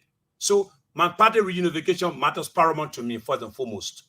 Then on the next issue of is support my re-election. Obviously, anyone want to be re-elected. I stay energetic. I stay young. I stay got more to deliver. The Lofa people have given their report, their confidence in me again. So do I want a unity party support? Yes, I do, because have I supported a unity party? Yes, I've supported them on several occasions, dating back to 2011, when Councillor Lavla Superhu wrote that all sons and daughters of Lofa County should return to Lofa County to pledge the support to Joseph Imam Baka. At the time, you're running under the unity party, advice running made to Ellen Johnson Salif. Lofa County voted for JMB overwhelmingly. That was not just a unity party vote. That was a collectivity of all Lofians. So on our true spirit, with that similar thing, we could enjoy similar and gesture and good way from the Lofa people. So in terms of preference, I want the unification of Liberty Party first and foremost. All right, my brother, you should not be given a free rope when it comes to the proliferation of drugs in our country, the importation of contraband, and what have you. I mean, your county, Lofa County, is also part of that kerfuffle, where we're seeing illicit mining going on there. People are selling our natural resources to the highest bidder, and so on and so forth. What are some of the now to share some of your highly placed intelligence, but tell me, what have you done as chair of that sector? What have you done to prevent some of these things from happening in our country? Look, honestly, I don't think Lofa County is faced with a huge problem like other counties, specifically related to your question. There may be some activity ongoing in Lofa County that have raised a lot of eyebrow. One of them has to do with the logging issue. Because of our role we have, some of the best species of who leave Lofa County, leave Liberia, pass through Vahu and go to Sierra Leone because of the road condition. That is the fact we established. Another one too, we are told that around in the burning forest, there is this representative, Tifa, who is said to be depleting the forest there and taking those things to Monrovia. We raised this issue. You see, it's a difficult situation. And in totality, the best who can be able to nip the thing here is to ensure that we make the CDC administration a one-time administration. Because the guys are too insensitive. You raise the issue, they gave you a deaf ear. They gave you a deaf ear. They've created poverty so much, so the guys create a poverty situation, create difficulty. Then you go to a few handout, load a good Samaritan. He's not a good Samaritan. He's just a bad guy who have created that kind of a poverty line for our people. So he goes, after doing that, he go a few handout. Oh, the guy is good. The guy is good. You raise the issue. Who are those who enforce it? Maybe law enforcement, maybe custom, maybe LRA, maybe the court. Do they enforce it? No. See how they are dragged the Liberty Party case in the court. To the extent that even when the Supreme Court is coming over decision, they become predictable. They become predictable the way they conduct themselves. One point in time, they will say the Liberty Party issue will go to civil law court.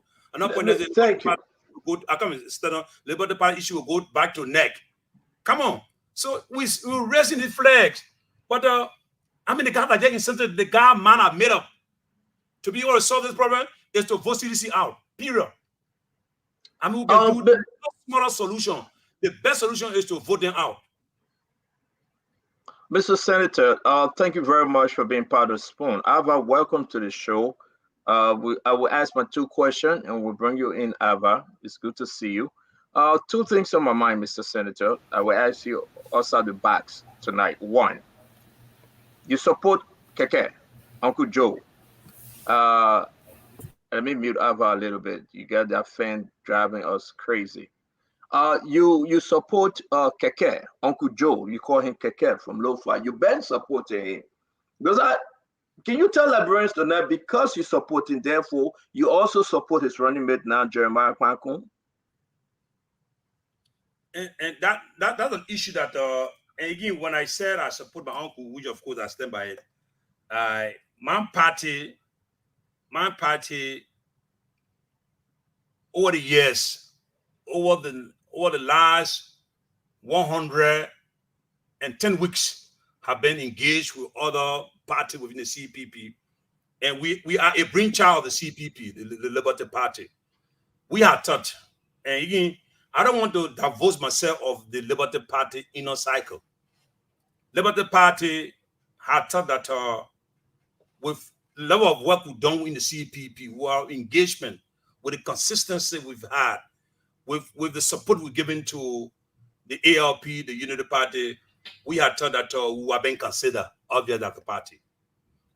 So the fact that you didn't see Liberty Party executive attend the naming ceremony, the naming program, speaks volume, which is an obvious outcome of a people who were not happy when they thinking about it. It was shocking. So, like our political leader said, we got back to the drawing board. The Liberty Party is concluding consultation, and maybe within the next 800 hours or within the next 200 hours, the Liberty Party will make a position known, and that will be much more comprehensive, and that will be documented so that it can be kept in whatsoever archive, because oral testimony will not vitiate what is written. I will say all I can say today, but what the Liberty Party...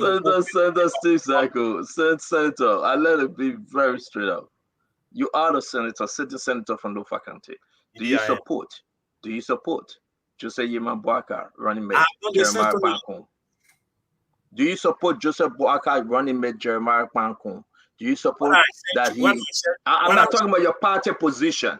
Let me ask you, let me go further, because I got to hit you real hard today. And if Fagon may not like it, so what? I don't care about Fagon. I will hit you real hard. Do you actually today, were you in the meeting yesterday, the meeting that was held yesterday with your political leader and the UP leader? Were you part of that meeting? I came from Lofa, so when I went to the meeting... yes, Senator, not answering any of my question, yes or no. We got to move on. We're running on time. Were you part of the meeting yesterday, sir?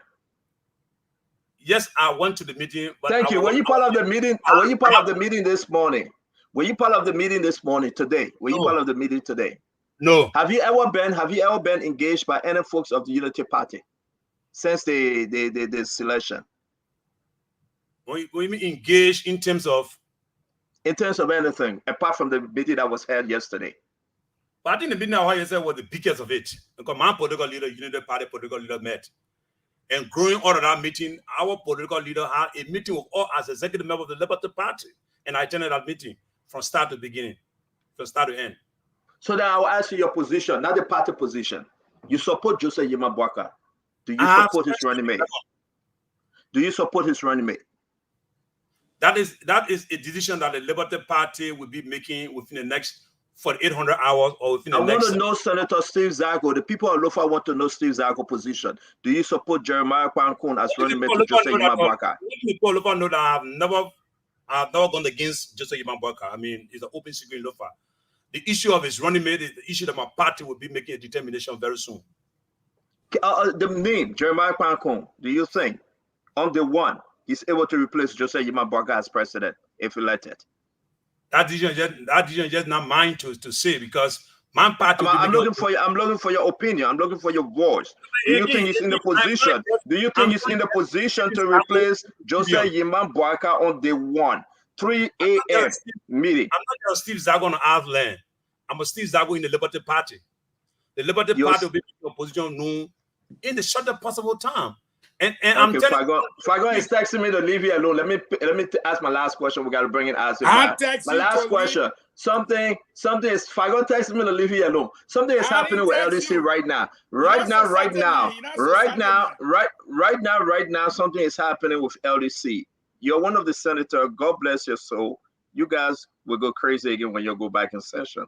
LDC is saying today, if James can put it up, from May 1st to May 5th, when I give you guys electricity as you expect, because folks are saying LDC refused to pay that money that was promised by Samuel Todd to the Ivorian government. Hey. We having a problem. It's on LDC website. It's on the website right now. Whoa. The Liberia Electricity Corporation wishes to inform its value customers and the general public of upcoming planned outages to run from May 1st through May 5th or beyond. Mr. Senator, the money, they allocated the money. It was there. Samuel Todd said they were paying it the next day. 9,000 to change. The Ivorian government said, you owe us, we'll not supply you. The country going to be in darkness. Where are you, sir? I know this is breaking news for you because it just came out. I'm just receiving it. But shed some light on it, then we'll move to Ava and the rest of the team. It's a concern because we have brought in the regulator on several occasions who raised those issues, especially when Liberians came to our doorstep and said that the charges were high and that LDC were not reaching out. So the breaking news is a breaking news of concern. But you can be assured that we'll be returning on the 12th. Today the 1st.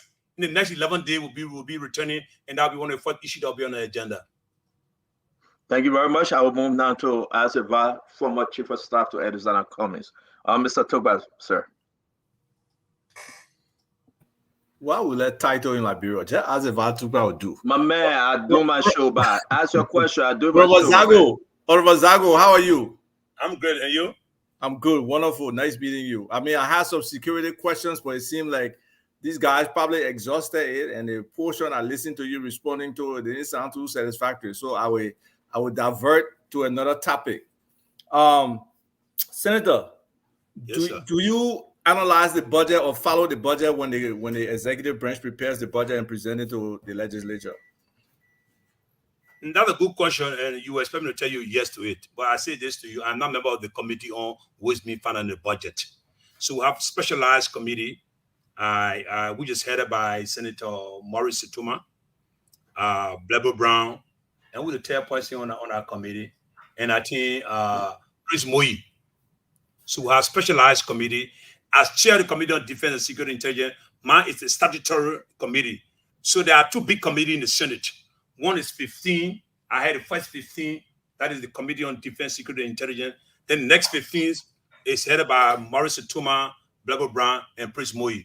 So they are charged with responsibility to do justice to it and come and give us a feedback as to how we see it and how we should go. So that about 15 of them, right? And you got and headed by, now let me be specific, 15 of them headed by Maurice Situma, Blebo Brown, Prince Moyi. So in general, then we expect that most senators probably don't do their own due diligence. Whatever staff they have in the offices to carry out some of those functions, or even the legislative budget office may not be doing it. Because I want to bring to your attention, and I know you were aware that the U.S. ambassador made the comments that a lot of medical facilities were not getting any of their allocated funds that were in the budget. And the government responded. The government gave us a list of 75 medical facilities that they provide funding to. They said they spent $7.2 million. But if you look at that $7.2 million they spent, the amount allocated for those identical for 75 facilities in the budget was $20.37 million. 20.37, and they only paid $7 million. But if you look at the 2023 budget, in the column called outturn, that is supposed to be the expenses by the government for each budget line item from the previous year, they have there $20.37 million again. How is that possible? If they are supposed to be paying $20.37 million to these healthcare facilities, they don't pay it. They pay only $7.2 million, and then they want to argue. Look, let me list some of the facilities that didn't even get a dime from these people, but they claim they gave them money. They got the National Drug Service here. They got Monserrato Health. They got Timothy Hospital. They got Bon County Health, Nimba County Health, Martha Tubman Hospital. They got Southeast Midwifery. They got Jalalong Hospital. They got Cape Town County Health System. They got McGibby County Health System. They got Bomi County Health System. They got National Diagnostic Center. They got Dialysis Center. They got Robuking Clinic. They got Bundle Health Center. And many more that they didn't give a dime to, but they're going to try to posture in the public space. What do you have to say about that? And even if you're not on the Budget and Finance Committee, what would be your disposition going back on with this information that this government is just useless when it comes to, what it allocates in a budget, what it actually provides for those facilities, ministries, agencies, whatever. They shortchange them. So where is the money going if you guys are allocating $779 million in the budget to operate the government? Well, you just described that. You know what you say useless. That's my opinion. You could say they're useful and tell us why they're useful. I'm not too far from your opinion. You just described that it's useless. I mean, it's unfortunate that we could be called to order by a nearby embassy near our capital. It's unfortunate, though. I mean, like you said, that should serve as a marching order when we get back, and also have our committee on ways, means, fund, and the budget to be much more thorough. But I say this to you, just let's take mine as a classic example. My committee I have, we identify the loophole, raise the issue, and call the Minister of Finance. You tell them, oh, okay, we're going to enter it. They go, they don't come back. It's just unfortunate. And in the midst of all of what you just said, the way forward, the best thing we can do for ourselves as a country is to make the CDC a one-time administration, period. But what about the oversight, though? That means significant number of people in the legislature. Before you came in. So as a vice, two questions will get back to you, sister. The question have just baby. reminded me. The question have baby. Yeah, question again, baby. Matthew and I went back and forth this issue of oversight. You don't have the oversight. You raise an issue. The guys are just insensitive. The guys are just indifferent. The guys' mind are made up. They just ain't gonna do anything. Especially when you're from the opposition, it becomes so worse. And I'm even thinking not only from the opposition, even some of their own senator and lawmaker. Maybe they may not be bold and frank the way I would say it now. But many of them are finding back door channels. Because the guys have failed miserably. Honestly. They have. And you see, at times you raise the issue with them, you make suggestions, you deal with them in good faith. They don't respond to you in good faith. But Senator Zago, let me bring it. I beg you, it's not your time, sister, brother, man. I beg you don't do this. You're the ANC people. Y'all come on the show. You want to hijack. That's a too much on the UK. No. Look who's talking. You're the ANC people. The hijacker, the number one hijacker. Look at. I mean, your stand-up girl get a long sermon to them with only later. Fagon. But come in, my man. But Honorable Steve Zago, point of correction, it should have been $9 million. I should have said. I said 9,000. The government at the time, the old Ivory Coast, 9 million, not 9,000. And up to now, Samuel Toy said he had the money, he paid the money, but the people are going to sleep in darkness for the rest of their lives. So I mean, it's so wrong, man. And we say this every day, but now They are asking to be re-elected again. Fagon, Salimatu, then we'll go to Al Hussein, Remy, and Asifa. Look, let me just give you, before I give the Steve my question.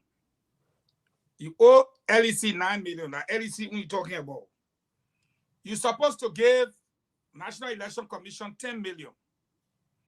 The contractor then are building the roads, the people's salary. What should I tell you that this government is broke? So let me just go to my question. If we suppose to have election, you don't pay election people who have money here. That night, why we not sleep for 2 years like when you go? That's just scale of preference. As if I took out with teacher when in class. Me, I know you gotta take care of first thing first. Yeah. So the government is broke. But here is what I want to say to Honorable Zago. When you go back to session on the 12th, can you get Liberians from all of the areas, counties, or what have you, to come in and specifically tell you that the government robbed them on account of the LEC bill, that they told the people that, oh, you don't pay taxes on LEC, so because of that, if you buy $10 worth of electricity, they can take out $3 and give you $7 worth. And when you call in, they say that your taxes. Please do that investigation for me before I ask you the question I want to ask you. Now, let's go to the question. Honorable Zago, are you telling the Liberian people tonight, with all sincerity, the man I admire, that a company, I know you said people can talk, but sometimes two people can go on the record, and we can be here to show the record that people went on. Yeah. Are you telling the Liberian people tonight that a company will be caught feeding our children with $140 million worth of drugs? And there is no man in the whole legislature that can play marble and got his 2 marble in, correct? That he can tell those people, you don't do this in our country, and that they can make a decision as a legislature, the first branch of government, to make sure that that company does not operate on our soil again. Are you suggesting to me that there is no man in the legislature and that these people are allowed to continue operating even though they have been caught? Question. And I think you're making reference, is that to TGH? The people, the ring okay. is President, we are. No, and I said this to you, I wrote 2 communications inviting them. And then okay, sorry, let me put it this way. You wrote them. Yes. Did you write the pro-tem to put something on the floor?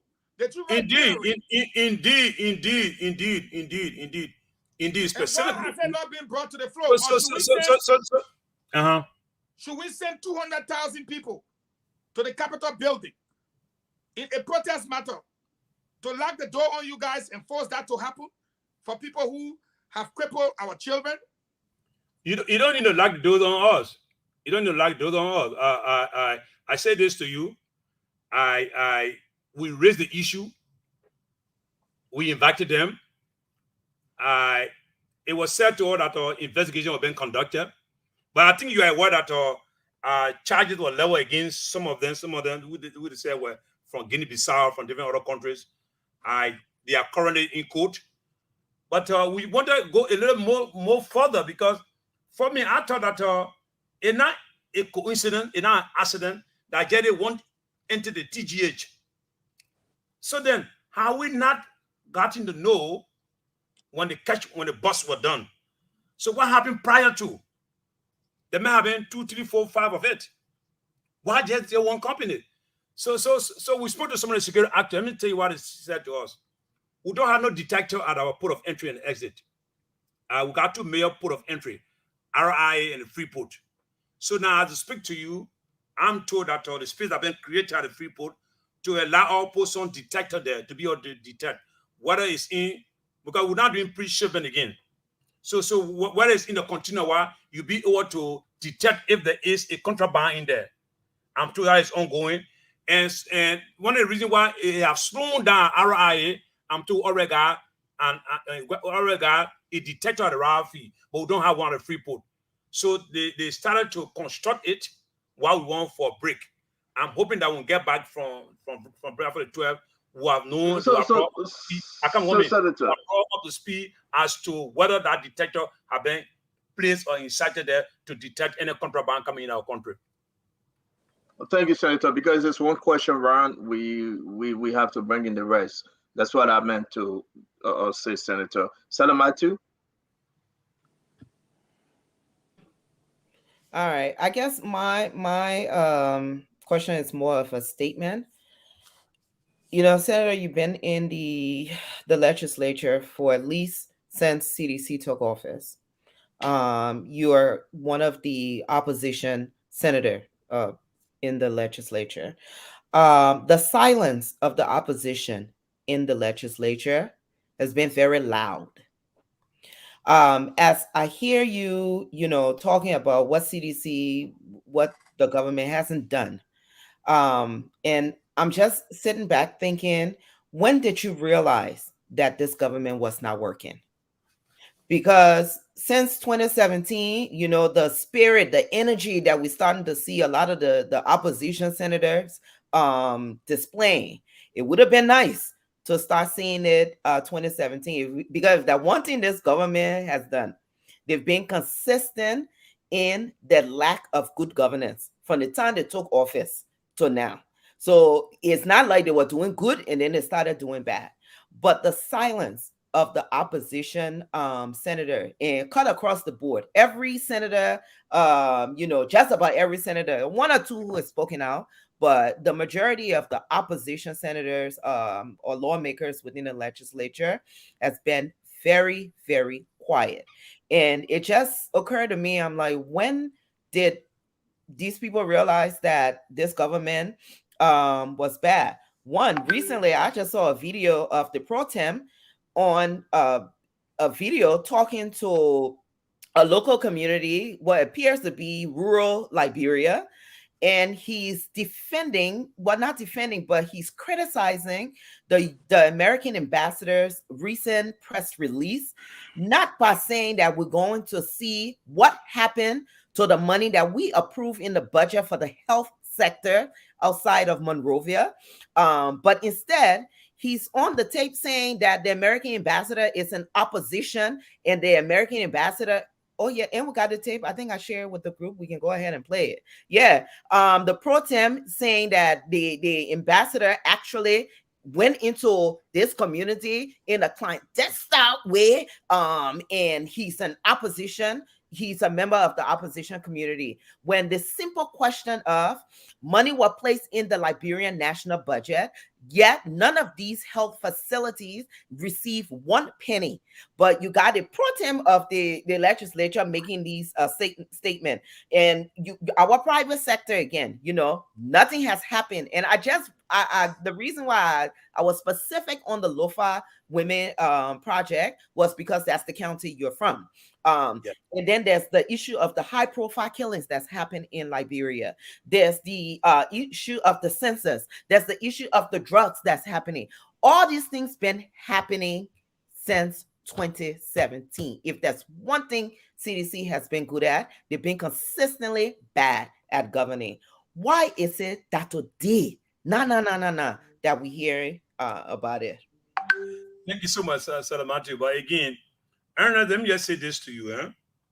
Maybe unconsciously, at the beginning, we all thought that there was a wave of change. And that would be wrong. And maybe I may not be speaking very well as a person, as a behavioral science person. We all thought there was a wave of change because 19 senators made their position known, to include the pro tem now, who is today the pro tem, that they didn't want George Weah. George Weah was not wrapped to be president. Despite the 19 senators support the JMB, George Weah still won the election. So then they start to appoint young seditionists.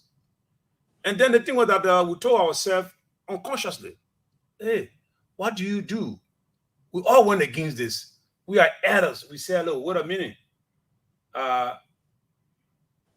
there's this adage in Loma say, "Yan do man, we are to lima lemon ma paper golo."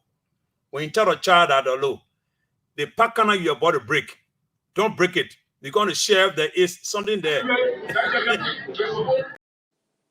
And when you break the pakana, and you break the share, then that share will touch the pakana itself, will spoil it. So the elder of the land spoke. The young people ain't listening. Frankly speaking, the young people are in the majority. They voted for the CDC. So women have been critical, and I take some responsibility. Women have been critical from the onset. We tell us, okay, let's give it a try. Because they think, oh, the ball got a control, oh, the ball lost the control. They didn't let the ball. Oh, the ball people, all the kind of things. So is it to pass a smarting? Okay, you know what? The ball got a control hard, you know. So, and honestly speaking, so even if you wanted to criticize, he didn't have no backing.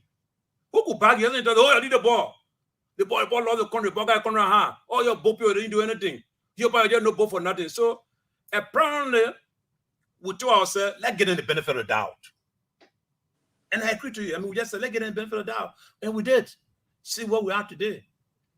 But when we start to see that it was becoming intentional, notorious, it was becoming so glaring, then we start putting some checkpoints. But I think the checkpoint we start putting was late. Because the Ghanaian king with a mindset. The Ghanaian king with a mindset.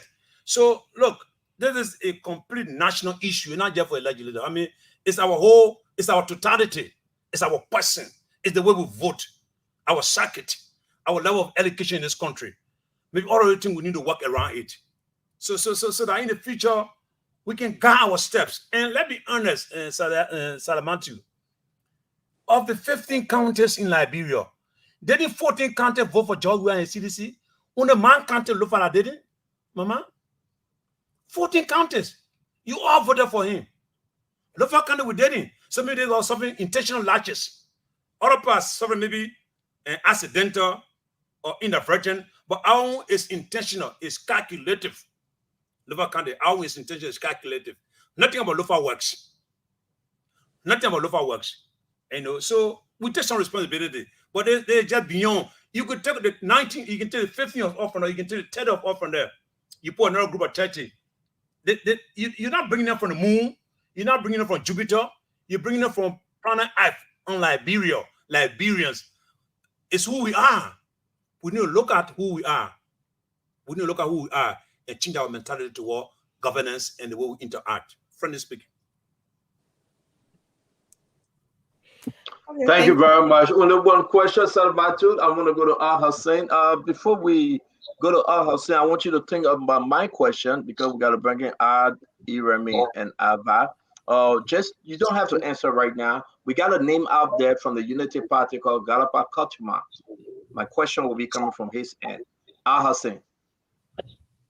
All right, Senator Zago. Again, the U.S. ambassador and everywhere. I mean, corruption in the Liberia Senate. It is out there. It has become an open secret. And it has posed a significant challenge, and we can all say that it has undermined our development. Why is this so difficult? And most people are saying that, and this is what I'm hearing from the public out there. Why is it so difficult for you guys to act like the others in the room and make crucial decisions that will benefit all Liberians? From what we have seen over time, from Ellen to all this time over time, is that you guys keep making decisions that will put the rest of our generation, future generation, in jeopardy. And it seems like nobody is listening. They have mechanisms out there put in place, but you guys refuse to use it. Like you guys do not get the civil society, get the public involved in all these things. You make the decision on your own, and we all are there to bear it. Why is it so difficult to get things done in the Senate? Why it is so difficult? It's because we all got different political persuasions. We all got different political institutions. So we're more loyal to the institution than the country itself, which is wrong. Which is wrong.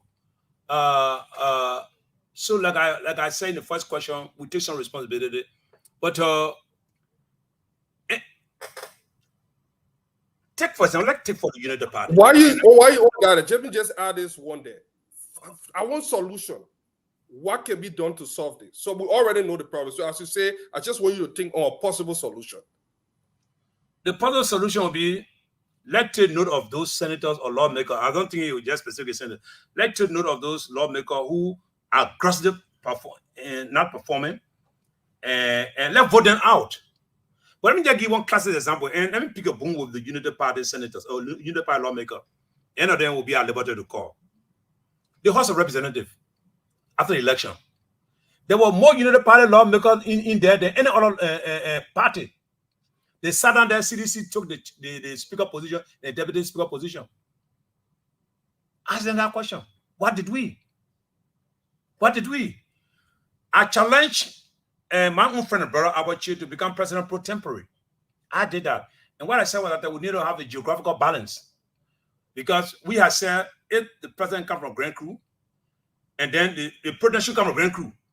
And what that happened, the president from Grand Crew, president from Grand Crew, speaker from Maryland, deputy speaker from Grand Crew. So you tilting the government. You're not balancing it. We spoke against that. So specifically, let's be honest. Take for example, and I'll say this. I mean, my friend, the Unity Party, in more collaborating. You have majority lawmaker in the House of Representatives. You sat down there, they took away the speaker and the deputy speaker position. I mean, they need to be punished for that. Honestly speaking, that was just wrong. So those are we have one rhetoric called Saint Van Kessery. It's a little thing that matters. Those are little thing that matters from the onset. If you don't have a strong foundation, you can build on it. So the wrong stuff from the beginning, you can correct at the latter part of it. You should correct at the beginning part of it. So you have a solution. In my mind, I think that's my solution. Another solution too, enforce some of them out. Those of all who you establish are knowing they're wrong, vote us out. Thank you very much.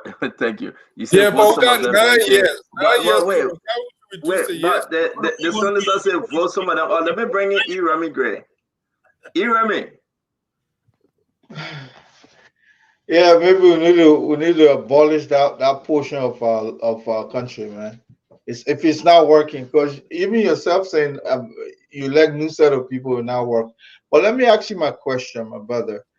A few months ago, we saw Nathaniel Magay running around mid-Liberia there, Magibi, looking at running for the Senate, I want to say. And there was this loud outcry that, oh, this guy is sanctioned by the United States. And he was coming from one particular quarter. All of this noise about doing business with sanctioned people. Then boom, we had a program on Friday or the 28th, who was sitting up front at the front row was a guy sanctioned by the United States who could have even served in a capacity as chairman of the security. And this is a guy who is sitting on a political party front row seat. And that tells me that a party that could potentially take power is doing business with a sanctioned official of our government. What's your own condemnation of such a gross disrespect for our traditional ally, the United States? And I hope my condemnation can help. I mean, those who violating the Magnitsky Act, there are punishment, there are regulations that they will face or that they are facing. So what I condemn on now, it don't help. It's documented. The sanction regimes are there, the wrong they've committed. They need to speak to it. They need to take position to show that, look, this thing is serious. So I cannot, because I weren't there, and I can't speak for those who invited him. I think it is wrong. Yes. The necessary action will be taken. Especially we are to show that we are member of the international community, member of the African Union and ECOWAS. So, but the Magnitsky Act itself too is not conclusive. It's not a conviction. So we are hoping that those who are mentioned can be able to exonerate themselves. But again, my understanding is that I don't know if it's our court system or the American jurisprudence that should try them or not. That is something that we all need to look at together. But it doesn't lie with my preview to be definitive about this. How be it, knowing the American for who they are, they will not just jump the gun if they don't put their eyes together and cross the T and dot the I. So there's an issue that Liberians need to take cognizance of it as going into election. And even the election body need to take cognizance of it to guide us as a country. So thank you very much. Abba is coming, but just to piggyback off E-Raymond, are you saying that it was wrong to invite Prince Johnson at the program from the Unity Party? Are you saying it was wrong, though? I mean, if it was not, no, it's not you, E-Raymond. It's not you, sir. It's the guest. So, I'm not a Unity partisan now. No, so I'm asking you. I'm asking you. Was it wrong to invite? I think you should be calling. No, we are speaking on the. We are speaking about the Magnitsky Act. If you, I just kind of confused whether you heard E-Raymond's question. He was asking you to condemn the fact that Prince Johnson was sitting on the podium, okay, at that program. Are you condemning that Prince Johnson was at the program? I didn't invite Prince Johnson. I'm not from the Unity Party. But are you condemning it though? But even if I do, it's belated. It has already happened. It's belated. But I want you to be on record, because what I heard that you condemning it. I'm figuring what can my condemnation do now when the act has already happened. It's spilled milk. And I just hope that the party will take note of it and next time act in accordance. I'm not from the Unity Party. I don't is it against the Magnitsky Act to invite a certain Nimba senator to your program? I'm not from the Unity Party. It doesn't matter. Is it against the Magnitsky Act for Liberty Party to invite Prince Johnson to any program when you talk about politics in the country? You don't have to be from the party. I'm asking you.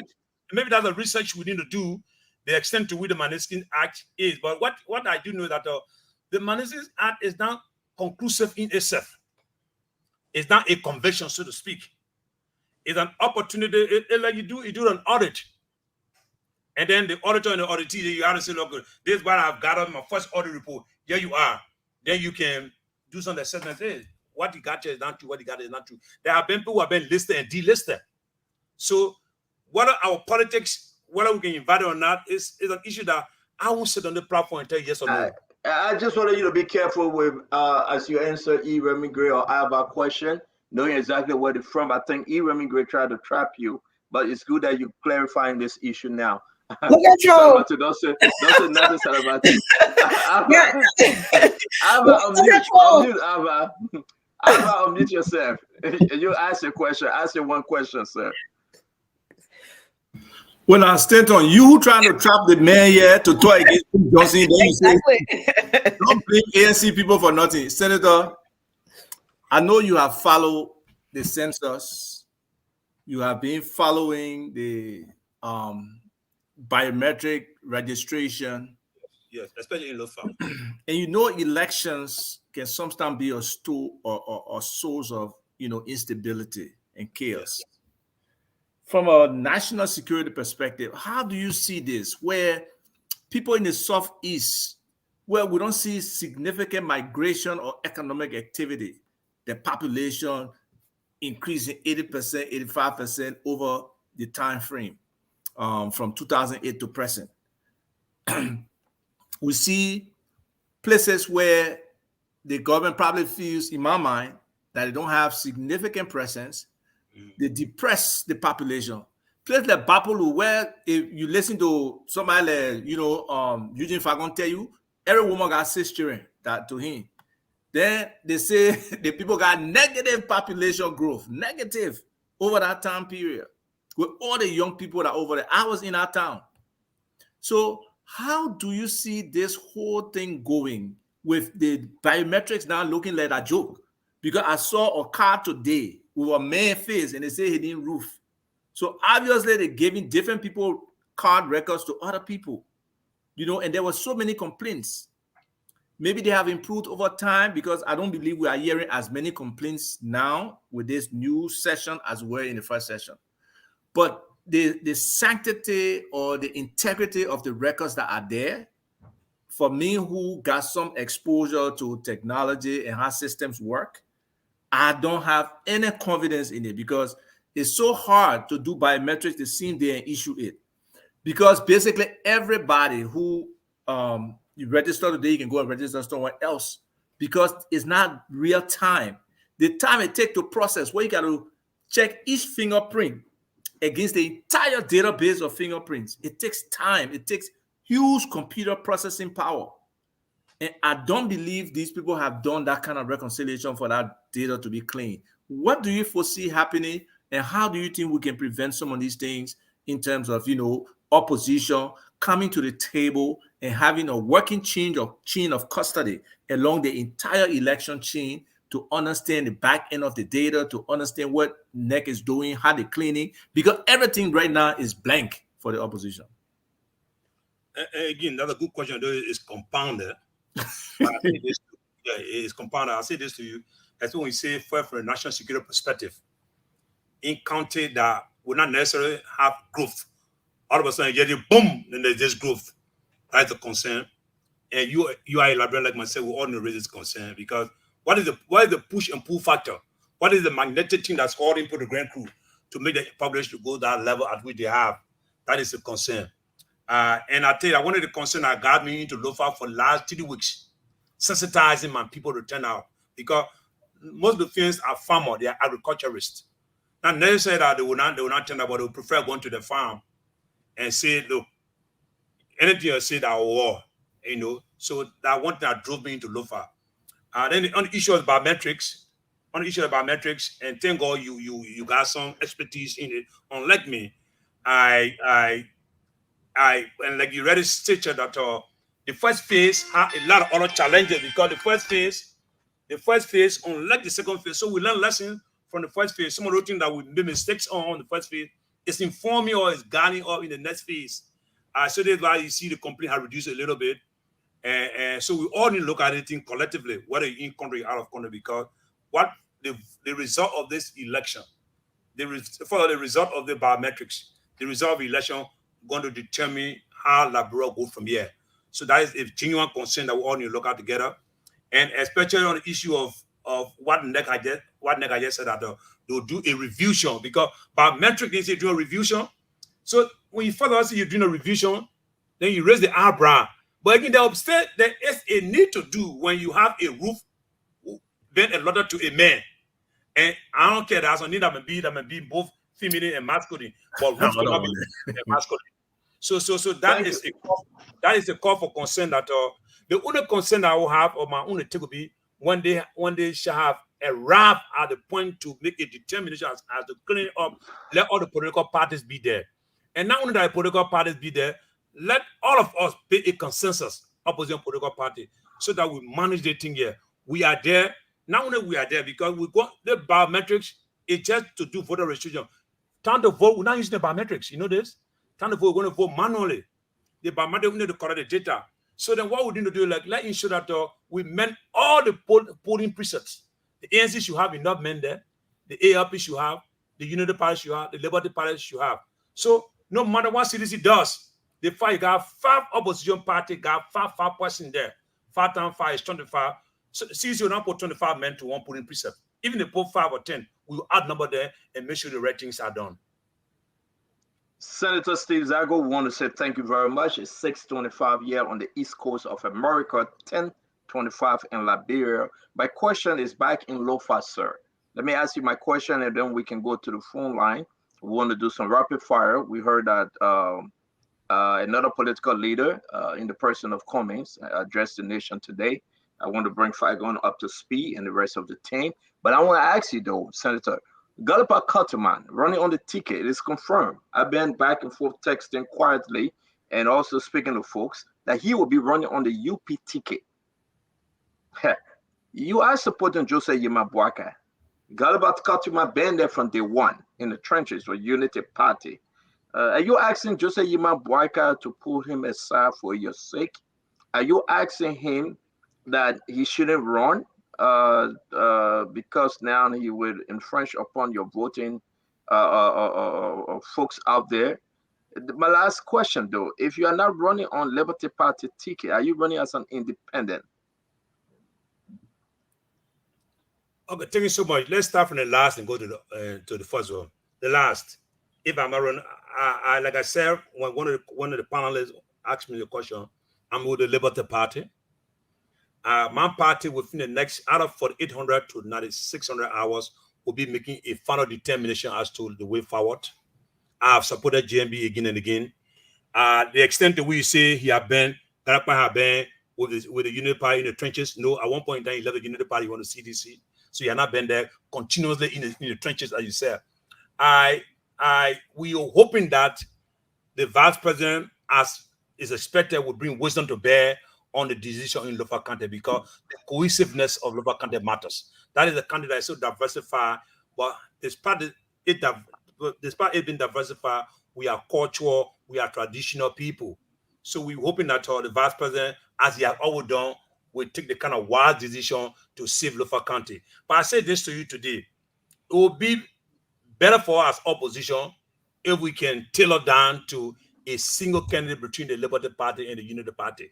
It will go our separate way. It may not be too good for all of us. But I want you to know that on 3 different occasions, the Liberty Party have won elections in Lofa County, despite the fact Unity Party been there. The late Eugene Farakpaka, may so rest in peace. We defeated the Unity Party 2 times in Foya District with the late Eugene Farakpaka. We defeated the Unity Party in the whole of Lofa County with the Homo 7 Chobo Amadou Zago. So the issue is not party now. Lofa County don't just vote on party line. They vote on the people, the person, what you've done, your commitment, what you stand for. If you have been true telling person as is reflected in our culture to hear. And that they are seeing that. I agree, but let's stick to Lofa because it's very important. Your folks listening to you right now. Your folks listening to you right now. They are now saying that is this on the table for your full party support, Liberty Party? And this is one of the things that on the table gave me Lofa to run, and I support you, Jose Yiman Boyka. Or if Jose Yiman Boyka does not, if he say, you know what, Senator Steve Zago, we have our son, Galapa Kotma, you my nephew, though. We are now going to have him because he's the chairman right now, the county chairman. He's not a chairman. He's not a chairman. No, he's not a chairman. All right, let's just forget about his position in Lofa. But I'm saying this because I'm not the one, Honorable Zago. I'm not the one asking you the question. I want you to think on it. They are asking me to ask you. People sending me questions. And I'm asking you. They are not going to get him out of the race. He will run. They don't believe in you. If you run against the CDC opponent, Cody, right? Is that his name? Or whatsoever his name is, they say he can beat you because you have not done enough for the people of Lofa. The only person that stands a chance right now is the UP candidate that they will be feeding in, which is Galapa Kotima. Can you address that? Let folks understand where you are. This thing that only one person should run, it will not work. You need to take a position. I say this to you. In the most recent history of Lofa County, there is no senator. There is no senator that has single-handedly done well for Lofa as compared to me. No senator in the most recent history of Lofa County. And I say this to you.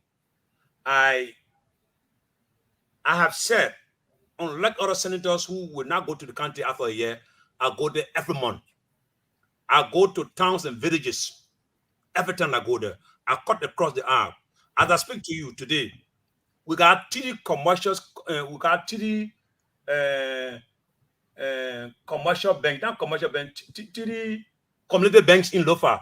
One in Zaza, one in Kulang, one in Foya. I'm the highest share in all 3 of them. That is one.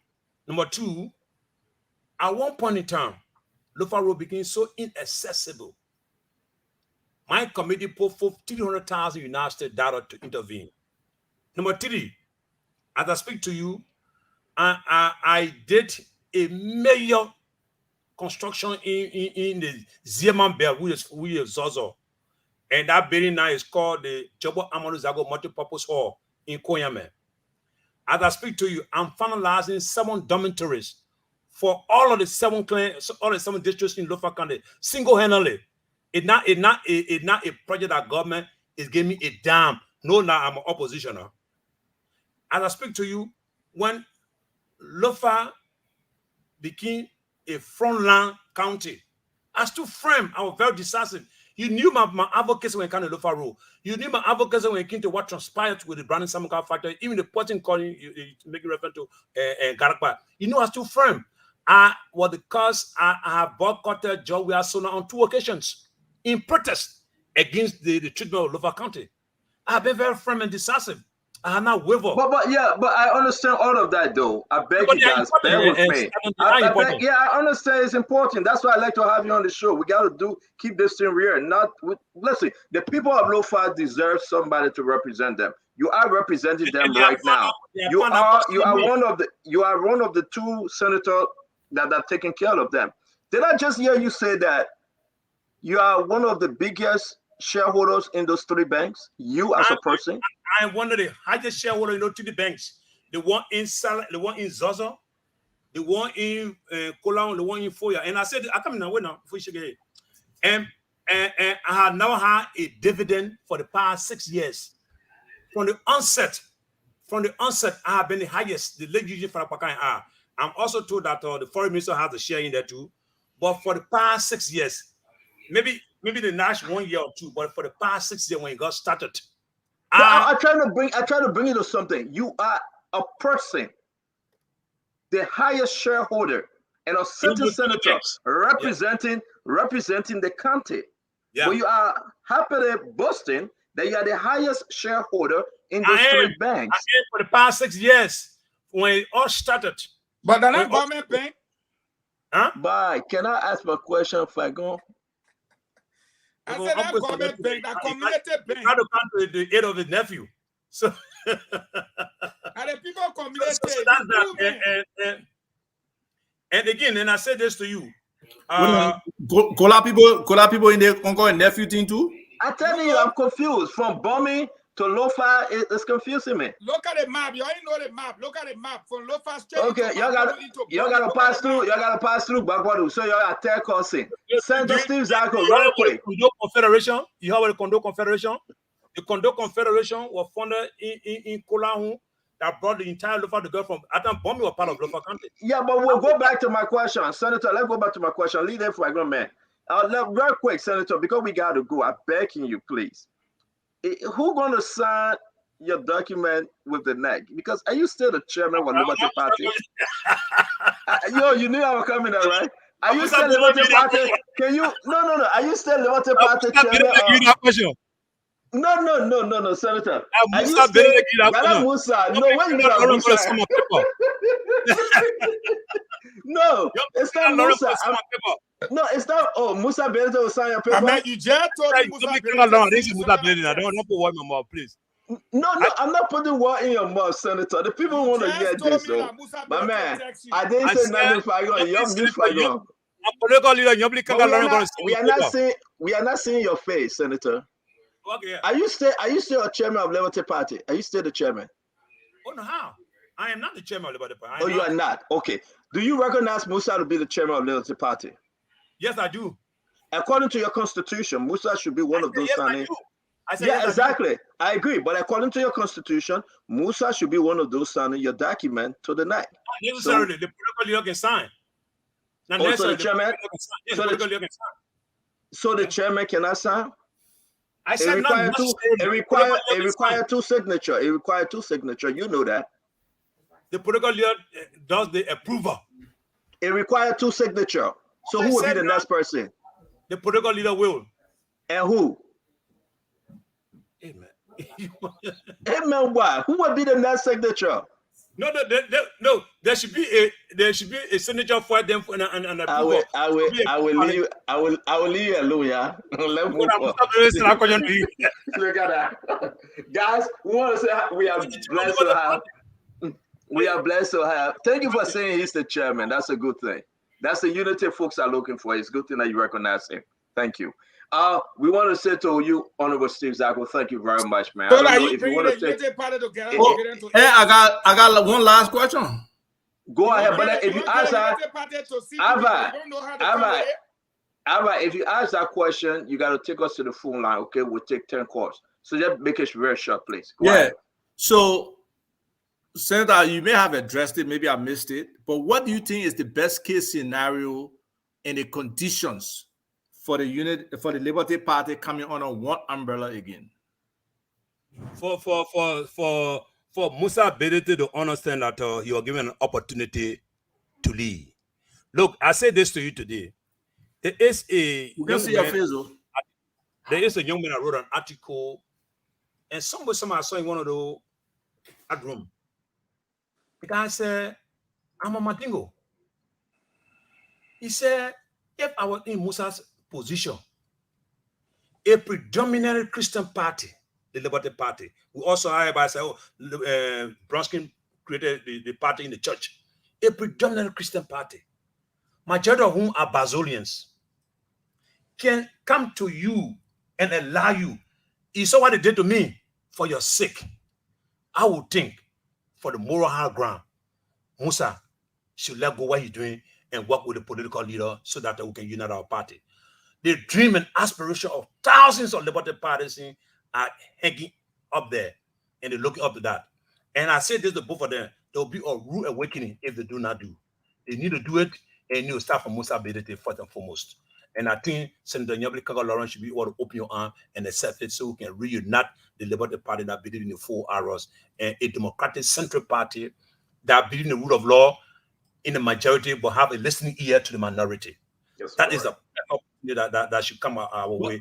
Is there a condition in terms of the specific constitution you guys have to use? Because I know that supposedly 2 constitutions that are the major issues here. So I just say this to you. Yeah. The whole team of Liberty Party is the brainchild of the CDC. From day one, and again, and let me tell your ANC people too. You think you have found a gold mine? No, you got it wrong. You got it wrong. You may just have a big superstructure. You may just have a big free. We got the people. We got the people. Liberty Party now, ordinary party. What has happened to us is intentional. But some often within the Liberty Party cost it to ourselves. And we are going through it today. But there's a good old man up there that will judge all of us. And start with Musa Bedete. You are given a perfect opportunity to chair a predominant Christian party, to chair a predominant Basel party. A Bronskin soul.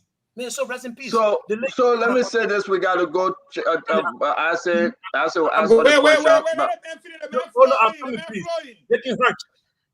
I mean, you know how far we saw for our party. You know how far we've come. I ain't making reference if Unity Party agree. You think I need to work for Unity Party agree before I become a senator? Do you know what we've done with our party? Should someone sit down somewhere and tell the guy things, having the court system do what they're doing? Come on. This is a mockery of our judicial system. The Supreme Court is so predictable in what they do to the Liberty Party. But prosperity will judge all of them. Those who are dragged the Liberty Party to this, hey, do you know how much person hurt in the Liberty Party? Do you know one point how you had a concerned Liberty Party?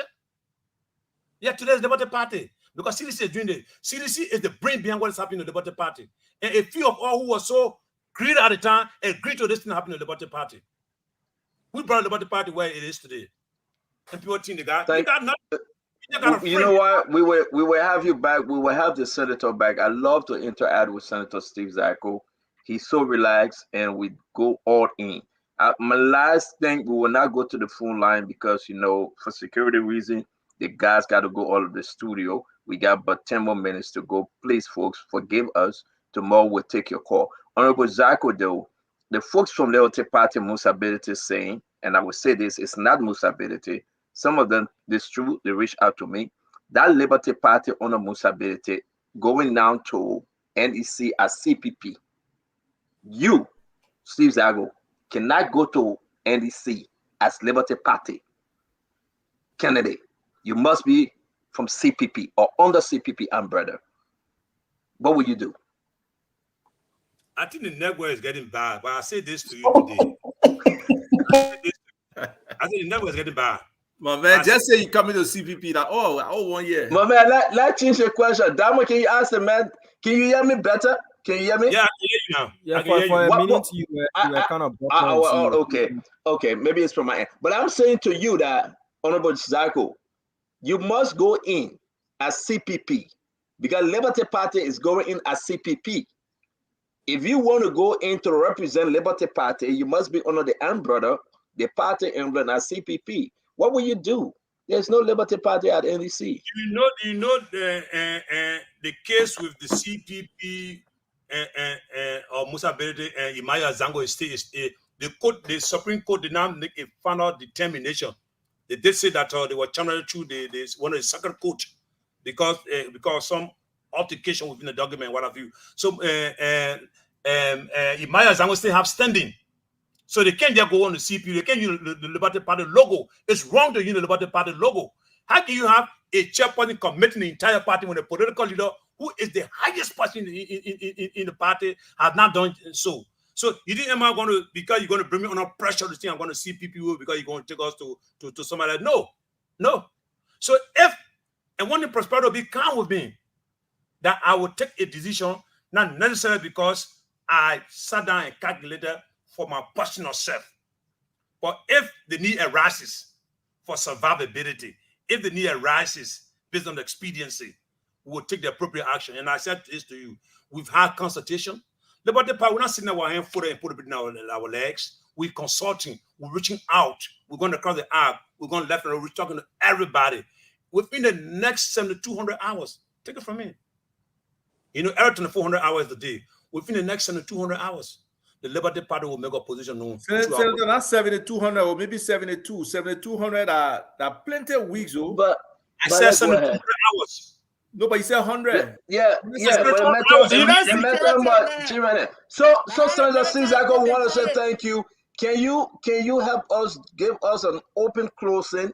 Okay, that would be better for your people. You're free to speak your data to those listening to you from Lofa. But listen, though, it's good to have you. Thank you very much.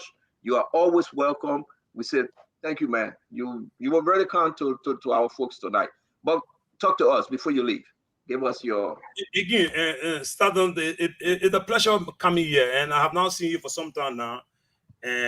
You are a good guy, I must admit, and I thought to say that at the latter part of it so that it can appear like I wanted a flat or maybe I wanted a soft landing, but you are a good guy.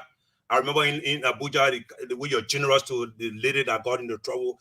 In my own country, people speak well about you. So thank you so much. And let me thank all the folks. And I love to come on Spoon. I don't come all of the time, but I find how to listen to Spoon. I love to come on Spoon. You create the best platform for all to engage each other. Thank you so much for the opportunity. Thank you to all the folks. I've not seen my man Green for a long time. Green out in the law school before you went to the state. Salamatu, your face, I keep looking at your face. I'm wondering. Let's continue. If I go on the show, that's too much of pressure on that one. My uncle is here, and Eugene, and then Hassan, all of you, Topa. I mean, was great. We used to use our security badge to go hustle. Talk down on there. It was no opportunity, but again, I say this to you, it was a perfect opportunity. Lofa people have followed with interest. Lofa people will make a good decision as they have always done. Look, when 15 counties went to the pool 6 years ago, 14 counties went the CDC way. Lofa County did not go. That's the kind of people we are, a true talented people. It cut across all of our tribe in Lofa, we call ourselves Tonyen, true talented people. It's a good opportunity to serve my country. It's a pleasure to serve a country that got 6 ethnicity. So thank you so much for the opportunity. And I look forward to appearing here again before the election day itself. Thank you very much, my friend, and we wish you good luck. Have a wonderful evening. Good night. Thank you all so much. Yes, sir. Guys, I just can't wait to come to Mr. Cummings. Mr. Cummings. Salamatu giving us face, though. So not call Mr. Cummings. She rather turn her face. I can't wait, folks. It's like y'all don't want me to just be smiling the entire time. But I emotional. What are other things? I in my feelings. I facts.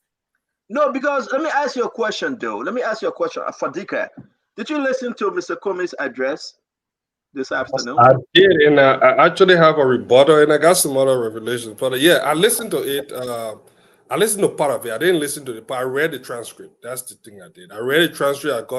I jotted down a few points, and then the infamous. I don't want to say infamous, but the most popular post on social media is the old man with the cutlass.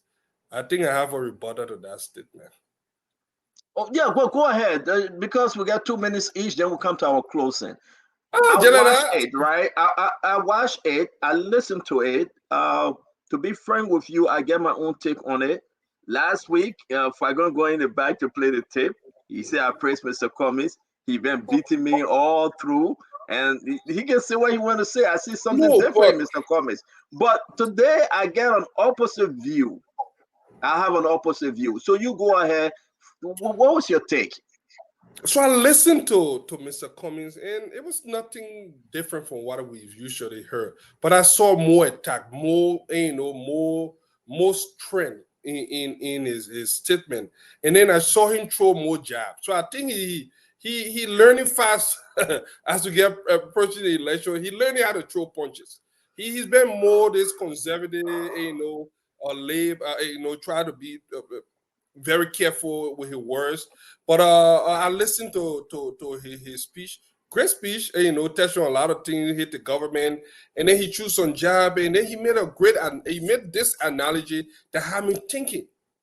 And I saw people sharing it, and that was the thing that caught my attention. One of those things that caught my attention, where he said, if you have an old man in a village, yep, and you give him the colors, for some of you that know it, I'm just paraphrasing. So what he was saying, so I listened to the code that will be shared on social media. In a code, I would just bring it down to this. It assumes that only the old man in the village with experience, so that when you give him a color, it means that no one else in the village will be able to farm. That is a false contradiction in the first thing. Because the old man can still have the contacts, and other people in the village can join him to farm. But the analogy is that everybody else is so. So that one of the things that I saw, I said, but why is he making this statement? So it's a false contradiction because it is still possible, yeah, that both the old. A wise old man told me that when hunger is taking over a village, to give the only cutlass to one's grandfather and the oldest man in the village to go make a farm because he has experience in making farms is to agree to let the village people die from starvation. All right, so we got a statement. So what I'm saying that it is still possible that both give the old man the cutlass and also ensure that others in the village be able to farm as well. But one thing that is very important is that experience is a very valuable asset when it comes to farming. Very, very valuable asset. So that the old man expertise is very crucial. Very, very crucial in this thing. So that if the village turn down the old man because of this, they will be missing a very great opportunity that they could benefit from.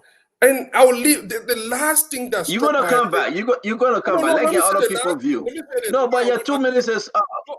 No, my man, don't do me like that. Don't got all the ANC. Yeah, no, your 2 minutes up. Last time, be concise. All right, yeah. Come on, ask him, man. All right, let me say the last point. The last thing here is denying a man because of age. Denying a man an opportunity because of age is discrimination. Honestly. Because the whole community could lose some valuable assets. One, it is ethically wrong. It is morally wrong. So we'll be losing all because of this. So I'm simply saying that everything is possible. You can still give the old man a collar. That doesn't take away the people from farming. The old man can still have a collar, so the people can still work along with him to farm. And sit down on the hut with the collar between his legs. They're chilling, right? Well, he doesn't have to. There are other things that can use. That response weak, man. You know it. Weak. Okay, but no, but I let the man make a point. I leave the man alone. Expertise is very important. So when you lose that expertise because you believe that, and you dismiss the expertise of the old, the village will be missing all very valuable knowledge and skill that will benefit them. Yeah. Thank you very much. Salamatu. Okay, number one, I don't think that parable, I mean, all that thing that you're explaining, that's not what that parable is about. They're not specifically, when the people say old man, they're not specifically talking to one old man in the village. The man gave an analogy. He said, when you are hungry, when you're starving, When you stop me, another time to go sit down. Let's mute, guys. Somebody getting a feedback. Let's mute, please. When you, I'm sorry. When you stop me, another time to go sit down and strategize, you call Palawa Hut meeting. The idea is Liberia is at a crossroad where we cannot afford to just sit down and start thinking. We like you asked it. I think it was you who asked the senator the last night. Yeah, Dr. Francine. You asked the senator the last time. You said the senator that was on. Salmadu, just hold on small. Okay. The show coming in, you just keep on here because you're looking for. Yeah, Dr. My struck a chord.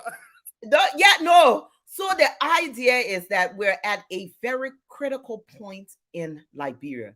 It's not literally saying that the person, it just so happened to be that one of our candidates happened to be old. Because remember, Mr. Cummings is not just running against Joseph Boyka. He's also running against George Manawia. So the fact that you would just assume that he's talking to one old man out of this parable that's been around.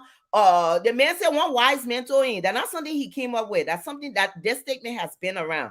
So number one, so it's not. The wise man told me too that the farmer, the old man can have to call. My man, if you stop me, give the lady chance. Bye. We got to come in. If you starving, you hungry, and you got one college to farm. And you take it and you give it to the oldest person in the village. That means you want to eat. Yeah. So period, the end. One of my things that I did get from Mr. Cummings was I didn't listen to the entire press release, but I love the fact that he did have this. I saw power in his voice. I love that the fact that he's been very consistent, reminding us that we are in a situation where we cannot afford to say, you know what, let's just try it again, give it to the person because we let it person, or we let it person because they are older and wiser, or we let it person because they can play good football. He is saying that Liberia is at a place where it's a reminder. All the bad things that have been happening, the American ambassador, our best friend, not tell us what's going on in the country. They not sanction people. I mean, we don't know what else needs to happen for Liberians to sit back and say, you know what, we need to do something differently. Every last one of y'all on this platform have stated that Mr. Cummings either is the best alternative. What are you shaking your head for? Yeah, that he's the best. Don't let Fago start on me, I beg you. Well, I will let him start on you. That he's the best alternative, but yet y'all keep saying but. Yeah, so we know he is the best man for the job on day one. And I'm glad that he will continue to give these statements to remind us the situation we're in and how we need to get out of it. And this is not about the man fine, the man popular, but who can get us out of the deep trouble that we're in right now. So I will stop there. So let's go to Remy Gray. I want to keep going for last on this one. Remy. Well, it just shows that if you have one class, you can't give it to the lazy man who cannot even leave a chair. That means stop. Give it to the strong man. But one of the things I took up from that particular speech today was the fact that he said, if I should have governmental experience in getting government and my people starve and steal all their money, I don't want that kind of experience. Let me just be so. If the idea of a governmental experience is to get in and you rake everything for yourself and the people starve, I don't want that kind of experience. I have been a leader that make other people happy. This is what I bring to the business. So I think he was clear on certain things, that people who have history of result clearly should be the one that should be considered, not people without result. But you're saying that experience in this case is longevity, how long you've served government, and but rather what are some of the tangible results you've produced that we can point to? This is what that speech was all about today, in my opinion. And I think we're at a crossroad. We're at a crossroad where we've gone to work and form a team that has, well, we'll say, a attachment or influence from a former warlord, an individual that is sanctioned.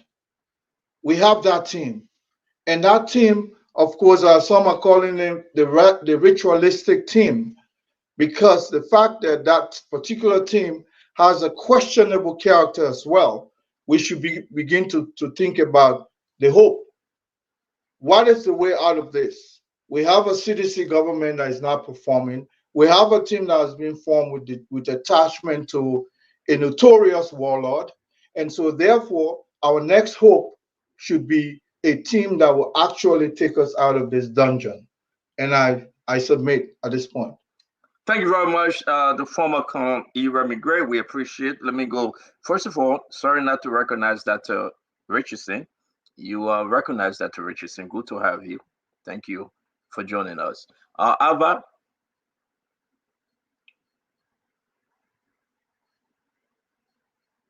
Alba, are you speaking? Apparently Alba decided to Give me a time. Alba, give me a time. Alba, are you speaking? I want to speak. So I want to share something on my screen. I can share. In reference to comments, what we're talking about? Yeah, to what we're talking about. Let's not send it to James. Well, you can share it. Let's not just send it to James, all right? I don't want to get in trouble with the CEO, but you can share it, Alba. Yeah. You share it for now. Go ahead. Okay. Well, I don't know why is it, I can't share it, but let me try again.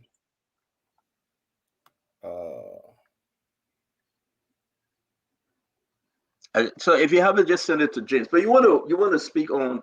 You don't have to address who somebody else does, so just share it. Yeah, that would be better. Okay, you want to speak on Komi's address? Your own takeaway, Ava. Yes. And I got what, 2 minutes or whatever to speak? 10 minutes go on, right? So start the clock. All right, get it ready. We'll come back to you. Let's do that. No, start it. I mean, start my time. Get it ready. We'll come back to you. Dr. Richardson, I think you were at the program. Ava, we'll come back to you. You were at the program, I believe. Maybe not, but your takeaway from Coleman's address to the nation today. It was a wonderful program. The audience were very receptive of the message. Mr. Cummings came in with several guests. I think you guys saw who they were. Charlene Brunson was there. And he delivered a powerful speech. He's, in a way, I think today I have seen him speak similarly, so I won't say this was one of his best, but it was very powerful. He started off telling us, which he does often, the problems that we have in the country.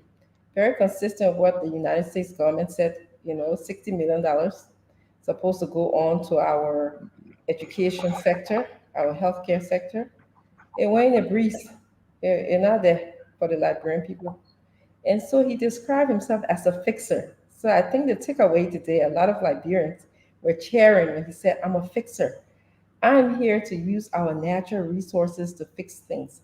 And I'm not going to belabor the point about the parable that he used about, giving the colors to the older men in the town. I think Salamato did a brilliant job. And also Remy Gray did a brilliant job in elaborating on what that parable means, really. But he's very, very passionate about leading Liberia. The people received him very well today. It was very exuberant to be there. So I'm looking forward to seeing more of the people on the ground. I think it's really good to hear what Liberians on the ground are saying. It makes a difference. So, and I'm glad I'm having that contrast. It's very good to see that contrast. Thank you very much, Dr. Richardson. Our best years. Our best years ahead. Our best years are ahead of us. The statement by Alexander B. Cummings, political leader, the collaborating political parties of Liberia. Today, the 1st. By the way, guys, my birthday is Thursday, the 4th. He said, my fellow Liberians, things are bad in our country. I want to pause here. That's the first line and only getting worse. Hardship is everywhere in President Weah's 6 years. Ava, before we go to the man that will destroy this address, give it your best shot, Ava. You are muted, Ava. Can you unmute? Obviously, I agree with the address. So go to the man, let him destroy it, then I can come and make a rebuttal. Okay, you know why? You said something good today. I would do that because it is from your party. You serve as a former chief of staff to Mr. Cummings. So let me go to Fagon first, and I will give you the last stand. Honorable Eugene Lamit Fagon, former Deputy Minister of Information. You forgot to add the best in the country. The worst of all in the history of Liberia since 1822. Or even in the top. The settlers came 1821. In 1816, you are not. Honorable Eugene Fagon, the address, our best years are ahead of us. What's your takeaway, Minister Fagon? The first thing, let's correct my darling Salimatu that everybody on the platform agree. We can't be using those kind of terms here, darling. This is a professional environment. Don't call another people. No. Seriously, you gotta be professional, man. We can't do that kind of stuff, man. Refer to her as Salimatu or Miss Stephanie Duncan. Don't do that, Eugene. You brought your friend Yakula Mariah. Go and go for her. No. My man, I was there. You are not there. You are not there. Mute that man. I was there. Why you mute? I didn't mute Ava muted himself. And they're trying to let Eugene, listen to me. But Ava will discuss that in the back. No, it's wrong for you to address us. No, you are in a professional setting. You do not address people with terms of endearment. Ava will go ahead with discuss that in the back. Honorable Fagon, go ahead. Today, I know you are professional on the platform. You are journalist. You are political pundit. But I don't see my salary here, so I don't know what profession you follow here. We're just bringing ideas together, sharing the fun, the time, and the platform. No, but I'm not here to please you. Let a woman speak for herself. So that thing they put it behind you, that shooting. Waiting.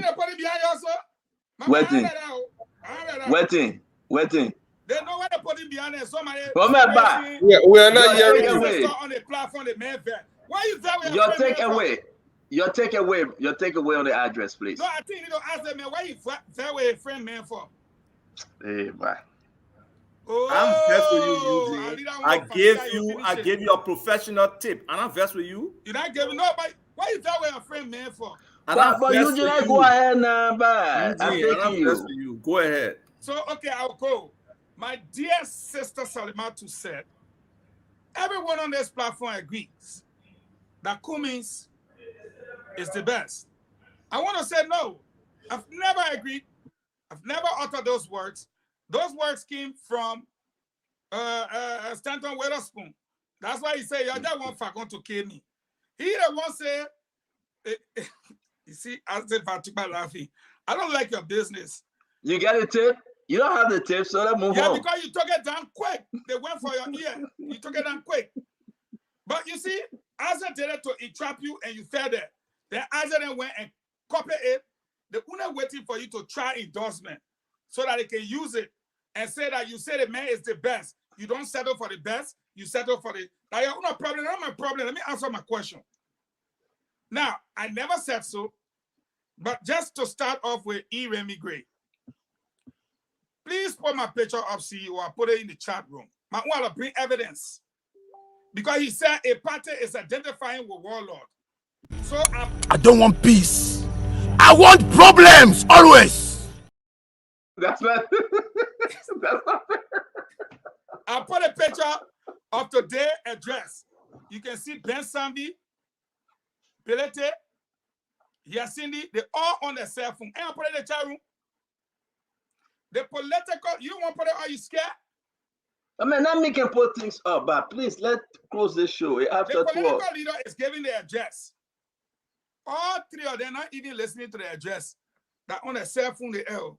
As if to say, that thing why you talking when I hear it before.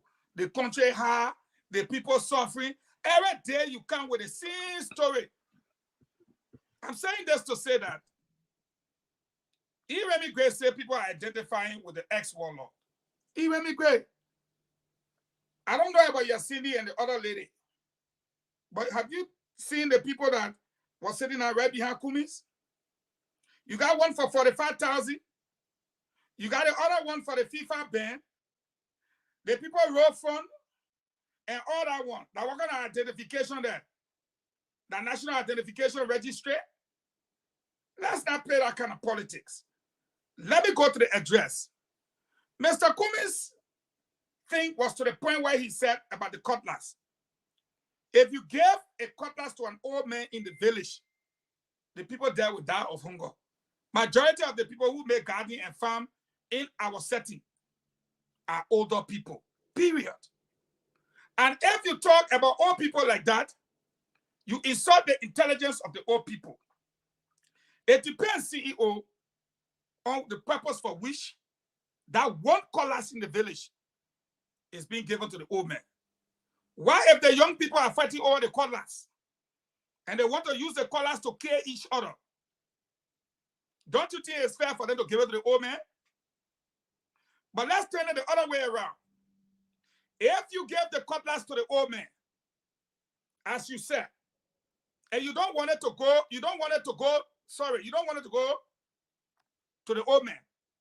If you get a cutlass to the young people and they don't know what time to make the farm or brush the bush and what time to burn the bush, you have wasted your time. You can't burn farm in rainy season. You can't cut down the big tree before you brush the farm. And you got to know what crop to plant and what season to plant the crop. You got to know when to harvest. And in this case, I think Kumis made a mistake because Kumis does not know when to make farm. He has never made it. 30 years in America. But let me close on this note. The people that are fighting JMB on age have been promoting Joe Biden since Barack Obama left office. And currently Joe Biden is their president. And as 80-something years old, he's running. And they are going to vote for Joe Biden. But they don't want to talk about Joe Biden's small brother, JMB. JMB is Joe Biden's small brother. But y'all say he's too old. But y'all Joe Biden, yeah, he young. We go back to some of the reasons why I say I love Alexander Kumis. I think he's a great guy. But look, there's a difference between a company and a country. He has ran a company before. JMB has ran a country. When you talk to Kumis, the man said he was sleeping. I don't hear your hair. May I ask you a question, please? I won't finish it because they want a set for it. Yeah, I'm begging you because we're going to bring in Ava. But let me ask you. I will yield my time to you. Let me ask you a question. Yeah, no, I got to make it now. Please. Yeah, I got to make my time to him. Yeah, Fagon, with the exception of that old man, the cutlass, everything else Cummings said today, is he wrong? But these are things we've known, and he's been saying it forever. The only new thing that Kumis said, now our first time hearing today, is that he is the fixer. You see, she's shaking her head. That the only new thing he said, but he didn't tell how he would face it. But when he would face it, why he was used to face it, he just said, "I am the fixer." Fagon. But I don't know the new thing he said. I don't know only new thing. Let me ask you, Fagon. Let me ask you. If you've been hearing everything, I beg you though. The ambassador letter came out last week or so. They come and speak on it. He just addressed that today, right? Am I making a mistake, Ava? So he just addressed it today, right? My point to you, Fagon. Everything he said, we have heard it before. Okay. So my point to you, my point to you, with the exception of the old man and he's a fixer, though, I think was the address of better? Did he address the nation to your expectation? I'm afraid not. And the reason I say so is simple. I agree that you say you are the fixer. We've heard that before. But how are you going to do it? When are you going to do it? What are you going to use to do one it? now? You said that the first time you heard it, you said you heard it before. Which one? You see how they make confusing me? I just said I'm sorry, you can't get confused. Today. The only thing I heard you today, he's a fixer. Then you say I heard fixer before, or I must be Basso. In your guy, you put Basso rule. There. So now, let's leave the former deputy minister. No, you don't want me to. I will yield my time to you. I will yield my time to you. I'll give you my time. You will take us home. Senator, it just shows Eugene does not have anything substantive between the two people. One person, and that is why I believe Bwaka is a better choice. Kumis, you will give me this chance. Kumis is used to running a company. Bwaka is used to running a country. And we are talking about a country here. He served as vice president for 12 years. Kumis deals with product, Coca-Cola. And at the end of the day, Bwaka have dealt with people. Kumi have dealt with the board of directors. Bwaka have dealt with the legislature. Kumis spent 30 years outside. Bwaka spent 42 years inside. Kumis tells us what he's going to do. Bwaka has shown us what he has done. And when they were leaving office, they left Becquerel at $13. Gasoline at $3.50. People making above the minimum wage, $200. They left 3 days crash card. They left projects. They left everything on course. The other men came and spoiled it. When Obama left office, he took his VP. Ellen left office. She said she don't want her VP. Kumis have come from the corporate world. Bwaka is from the country. When you compare the two, don't even try it. There's no comparison. So we're going to take the person who knows the job, not the person who's coming promising that they will do a job. There's a difference between the two. Liberia is not a company. Liberia is not a product. You cannot talk to the board of directors. And also, the two are just completely different. We'll take the most experienced person, and that is JMB. Thank you, the former Deputy Minister Eugene Lamin Fagom, the man from Lofa County. We say thank you very much. Asiva, take us home, my brother. Unmute yourself, Isaac. He already confused. That one thing can't happen with me. That confusion myself, we don't fit in the same thing. My brain too strong up again. So let me tell you, it just shows Eugene trying to draw, a line of demarcation between government and, the private sector. It shows he doesn't even understand leadership skills that are necessary and very transferable in these situations. And it's sad. He talked about just product. Do you think the Coca-Cola can make itself? Do you understand the significance of organization in terms of developing a product like Coca-Cola consistently across the world for him to be chief administrative officer? So you think my country that Coca-Cola? It's a product. Listen. Oh, my country that product. You're all right. Listen. Don't go for the distraction. Again, you can't interrupt because my brain is just a different brain from his. So only 5 men, black men, in the whole world have ever been chief administrative officer for Fortune 500 companies. Mr. Cummings is one of them. Most people have not worked for corporate America, so they don't even understand what it entails to get to that level of excellence and the kind of achievements you have to make, the level of conscious competitive state you have to be in consistently to get to that level. Most people don't, and we understand that.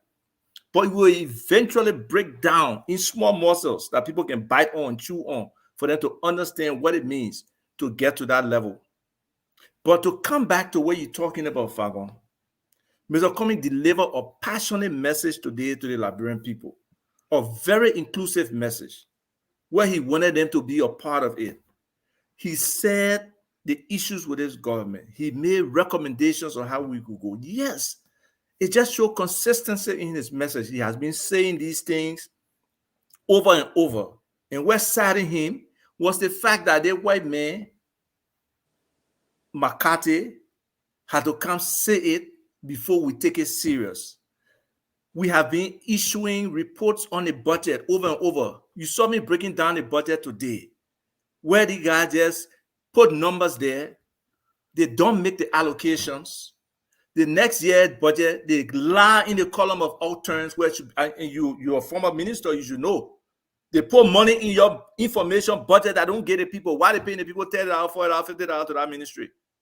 Many of your beginners stay over there. They can tell you. You see the allocation, even that small allocation, they're not enough for your ministry. The state don't give you the money, and you know that. So Mr. Cummings is highlighting these issues. But he was clear, it doesn't have to be the white men that tell us. And the white men cannot say, is that all we have to offer? And then the government responds in that instance where they challenge your ability to do anything for your country. They didn't come back to say what this government can offer, what our people can offer. They simply say, oh, you don't understand the situation. That's the highest level of absurdity and stupidity in my mind. Then you present a report of 7 million expenditure when you're supposed to be spending 20 million on these healthcare facilities, and you left a significant number of them out. Stand on, call me off. Let me get to the. Yeah, wrap up, please. Yeah, I always have time to get our closing statement. I beg you, I won't give my closing statement. Okay. I won't give my closing statement. In regards to the callers, Mr. Cummings was simply giving an analogy of capability and capacity. Because most time the oldest man in the village is feeble. He can't wheel or callers to cut. So I want you to be very straight up, because a lot of folks running with this line on social media. Mr. Cummings' line with callers, he wasn't referring to Joseph Boyka, correct? That's what I'm saying. He was not referring to Joseph Boyka. But if the people then just see the analogy and just think it fit Joseph Boyka referring it to him, you can't hold Mr. Cummings responsible, us responsible. He gave an example. You see that kind of chicken answer? No. This parable been around for the longest time. The UP supporter will automatically assume that they're talking about their leader. CDC ain't talking. CDC just said not looking. So guys, we gotta do. Just to finish, Mr. Cummings was just saying, after he had basically showed the inefficiency, the incompetence, and inability that we have to run our country, he was just trying to give an example that since they've been open now, because I think the Liberian people resolved that job, we can't run the country for another 6 years. They're trying to wake up and be sensible towards this. So don't give the thing to somebody who can handle it. The man who can carry the colors and cut the grass and cut the tree, dig the hole, plant the food, monitor it, be able to harvest it. Okay? So hey, my man, let me finish. I gotta move on. Let me say this to you guys, right? Okay. Let me say this to you guys. We gotta move on 30 seconds of our closing. But I would say this. Forget you crazy. Okay. Good. Please put a picture of when Fagon speaking. I let trouble. I will always cause trouble for you, Fagon. I let trouble. I let fighting. Let me let you. So I would say this though. The Cummings address to the nation, I think it's nothing new, but I think he was being more forceful today, and I think maybe you guys should do more. Mr. Cummings should come out with those kind of lines to draw the attention of the Liberian people, and I like the fact that he re-emphasized some of those issues that you always address. All right. Wait a minute. Let me do my own real quick. And I think that the issue here is that because Mr. Cummings repeated what the ambassador said, it's important to know that it's very, very fine for people to understand. Yeah. Mr. Cummings now have to sell himself Ava, and that's my frustration. He have done it over and over. The setting is fine. Folks coming around him, he addressing the nation is all fine. But going back to Fadika, did my mirror listen to that? Will it change the heart of the Liberian people? Will it change the minds of the Liberian people? Will it not? Will such a message draw them closer to Mr. Cummings? What's lacking, Fadika? That's my only takeaway here. A beautiful speech, well written, that's fine. But what's lacking? Would that change somebody in Lofa, in Maryland, in Montserrat? Would that change the minds of the people to say, yes, I will vote for Mr. Cummings? No, I don't think. I'm asking Fadika. You can't ask Fadika. You can't ask Fadika. No. You can't tell me. No, you can't tell me who to ask. No.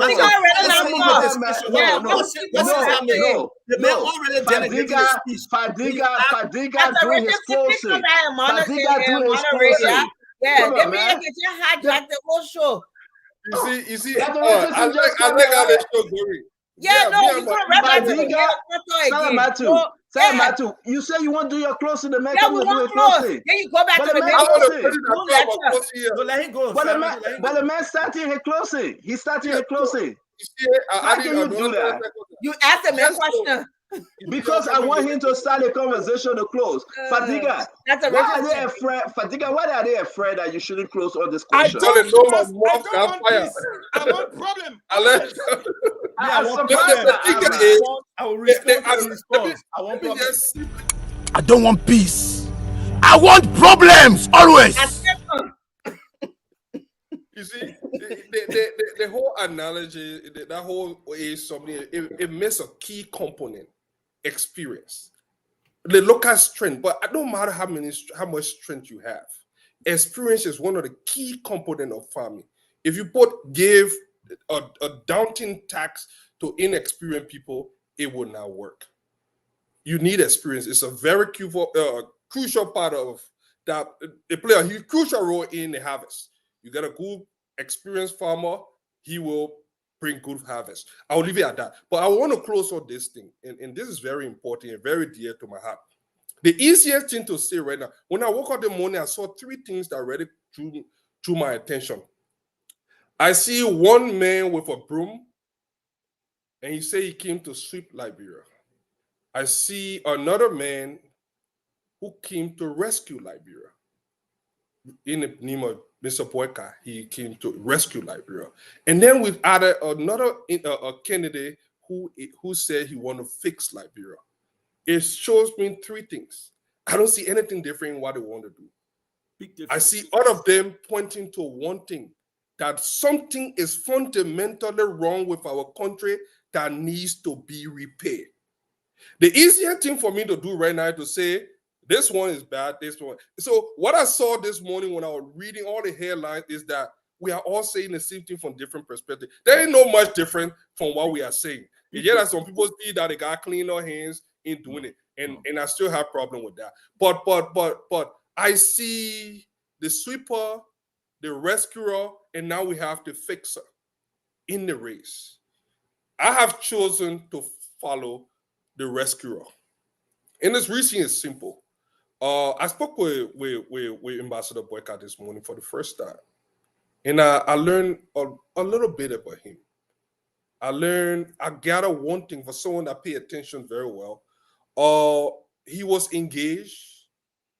His cognitive ability was very sharp. He tended to be genuinely interested in the conversation. In fact, he initiated the conversation. That was the very first thing that I noticed from that conversation. And that the only thing, if I didn't admire anything about that conversation, I admire the fact that he initiated the conversation and he seemed like someone that wanted it to go on and on and on. And I'm like, this is a stacking contradiction of the kind of picture of this man that I knew he was. And I'm sure we'll get to know him better over the years. But in that had me thinking, where do we want this country and what to go and what vision do we have for this nation? All I can say is moving forward, for most of us that have come here and enlighten our people and educate them, what I want to do is to use my voice to bring the opposition together, because I know that with unity, success is sure. Because when I see on the left, see on the right, we are not different in what we want to do. We all trying to achieve the same goal. It's just that we got different way of achieving it and different way of how we want it to be achieved. I have chosen my side. I've always chosen side in the election. And I think I'm going to stick with this side for my own personal reason. But I will say this. Stanton asked me one question, and I'm just going to answer that question. What I didn't hear from the speech and what I would change. The Liberian people have coined two phrases. They say talk and do. We have heard the talking. The Liberian people have heard the talk. They want the do. And the doing is what is missing from a lot of our politics. The doing. For those that have been on the scene for long, they know what it can do. For the newcomers, talking don't cut it. You have to spend more time now in doing. And this is where I think Mr. Cummings is lacking. You have to do more. You have to do more to convince the Liberian people that you are that guy, or else you will continue to be lacking. I'm sorry. With 5 months to go, I pray for your campaign. I wish you all the best. I hope that second round, you all will come together, rein in your supporters, and will support the man with the most likeliest chance of winning President Weah. I submit. Okay, Eugene, you go ahead. You see the ANC people moderating now. Eugene, you got mute on. That Dr. We're just in the moderator. So waiting. She on mute too. Both of you are on mute. Remy Gray, please go ahead. You know, my brother Al Hussein Fadiga has worked so hard for what he has. He's an asset trove guy. Maybe you should talk to Henry Costa and see what is missing. Maybe you should talk to Yomli Kanga about this voice that spoke with him today. Maybe you should go back to Benin Ayura and speak with him. See what all they have in common. You understand? I think I know what they have in common. They were chasing the vice presidency. No. For a man who will use you to get his objective done. And Al has said it so many times that Joe Barker is a user.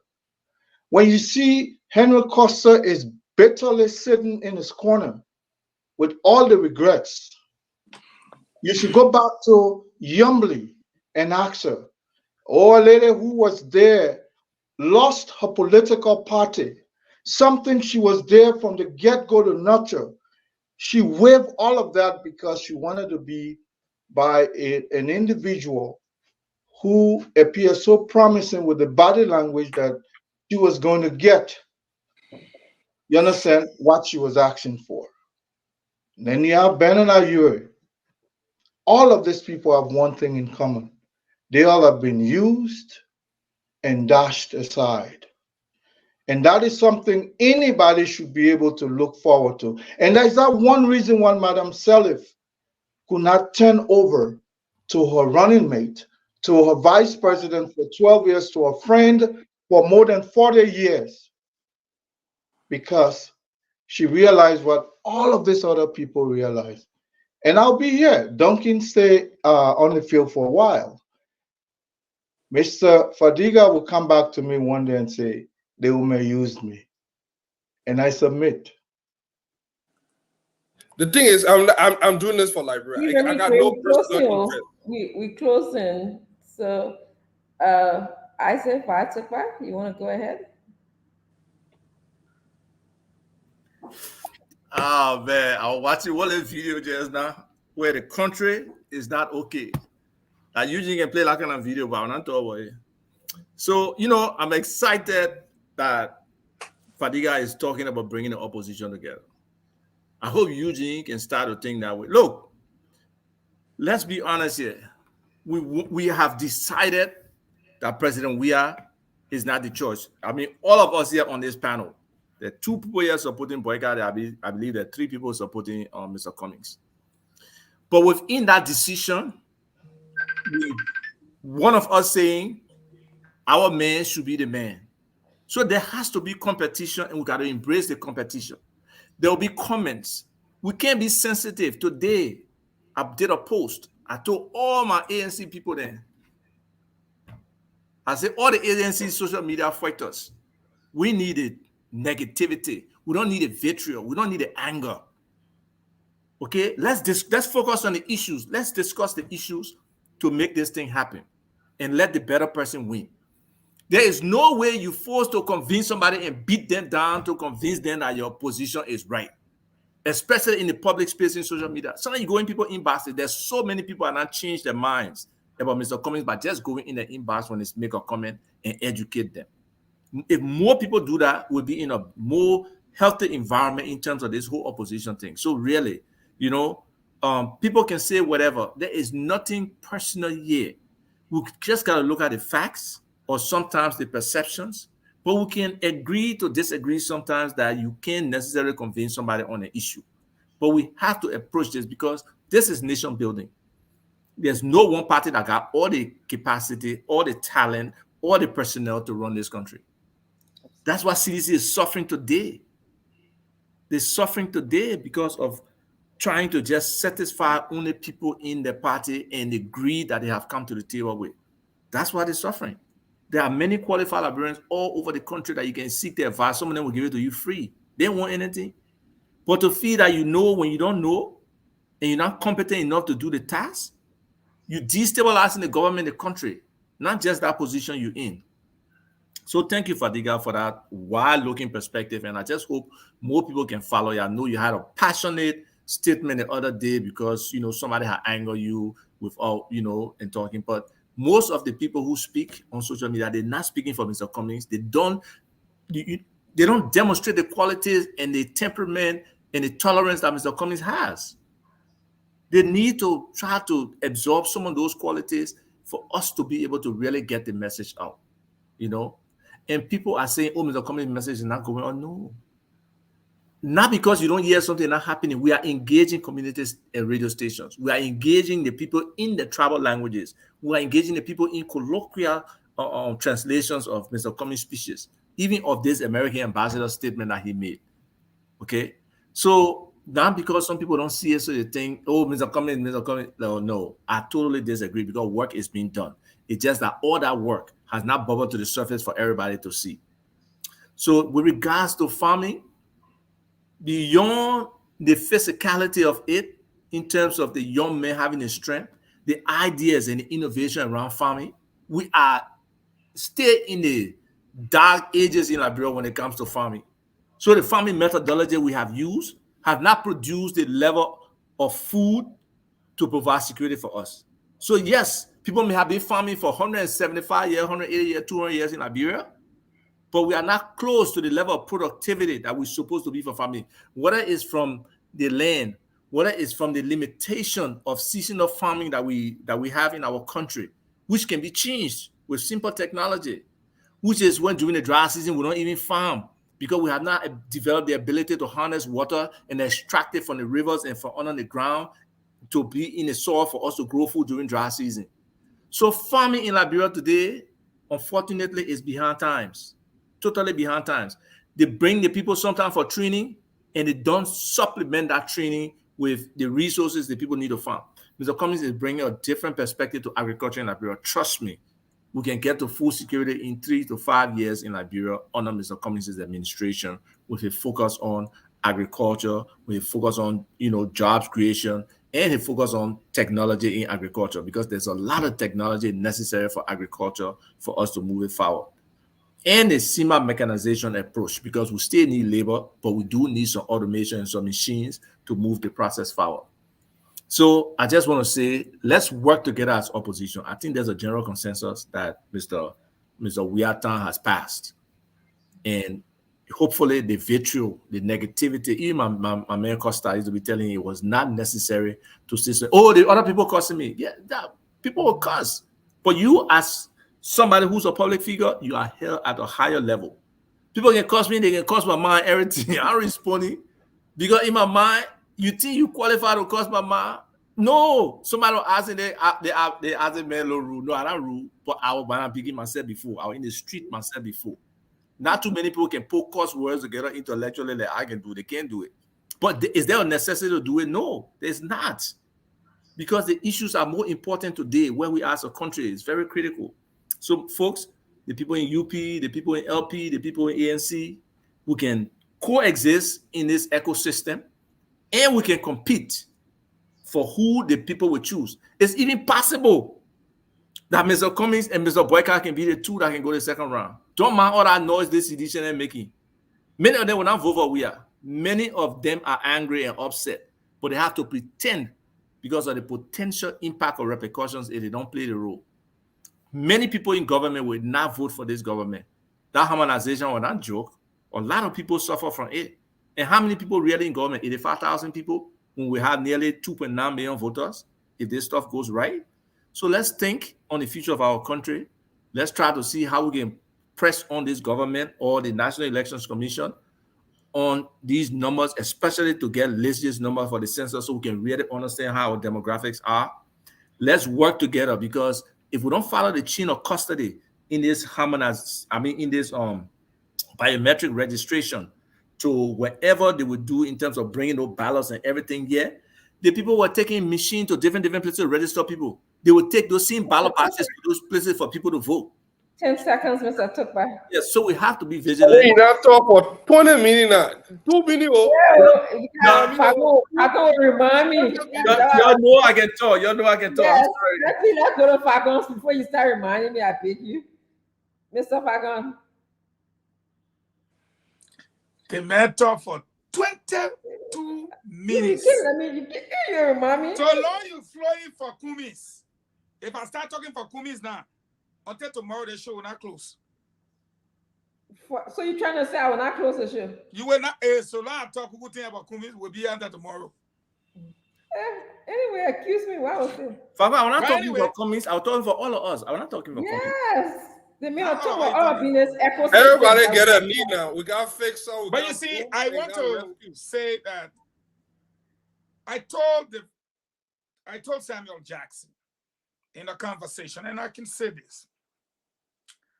I said, Sam, there are 8 people in the room. or 10 persons in the room. But you got 4 persons trying to get those people. As it stands right now, how many people you think Joshua got out of the 10? He said, maybe 3. I said, very good. I will not argue. It just tells you that regardless of the other 3 people sharings, okay, 7 people against George Weah. Give and take, he take one more. He will still be flogged. The opposition have got 70% to 80% of the vote in the country. President Weah cannot beat Cummings, Gonglo, Moniba, and JMB if they combine.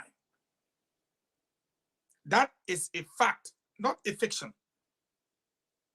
So, when I listen to E. Remy Gray say, JMB is a user, unquote, and he reminds Fadiga, I see it also as the same old fight. And then Alpha will come and say, we need to be nice to each other. But your man finish saying the pabe that user, if he calls him a pabe. Then the other man can he say, shh, you forget it. But it's like already in my ear, plenty. Please ask the man to play that thing. I want trouble again or I let problem. Please let him play it. Because all you doing here. I'm saying tonight, for now, we all going to hold our little grounds. I still maintain. I love Alexander Cummings. I think he's a great guy. And I will take him. I will take Gonglo. I will take Moniba. And of course, I am carrying JMB. I'm not taking him to the presidency. But I will take any one of them over President Weah any day. And the reason why I would do that is because I know none of them will involve in extrajudicial killings. They will not kill people. I know that for a fact. They're too educated for that. And the man we got is not educated. I say it tonight. He's not. They will not get themselves involved with drug trafficking because they do not take substances. They do not take drugs. I know all 4 of them. I prefer any one of them because they will not put themselves into money laundering. They will not sodomize little children or allow little girls to be raped or allow people to be killed. So I prefer any one of them.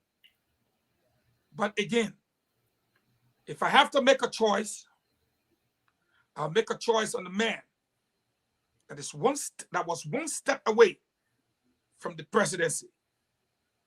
When I look at all of them, that man I see. I don't want to judge any one of them or draw a contrast. But that man was one step away from the presidency for 12 years.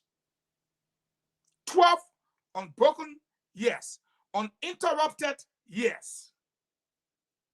And because of that, I am promoting him to the office of the presidency of the Republic of Liberia. And I think he deserves it. When I look at America today, Obama took Biden to be his VP pick. Today, after serving 1 term, he is the older brother of Joseph Boakai. And we all sit here today and we support him to go for another term. But then some of us wants to question the age of his little brother, his small brother. I think that if we can allow the big brother to be president, I think the small brother got a better standing than the older brother. And I will say to all opposition, wherever you are, make no mistake, the train to the executive mansion is on its way. The sooner you jump on now, the better it is for you. If you stay behind, the people are resolved.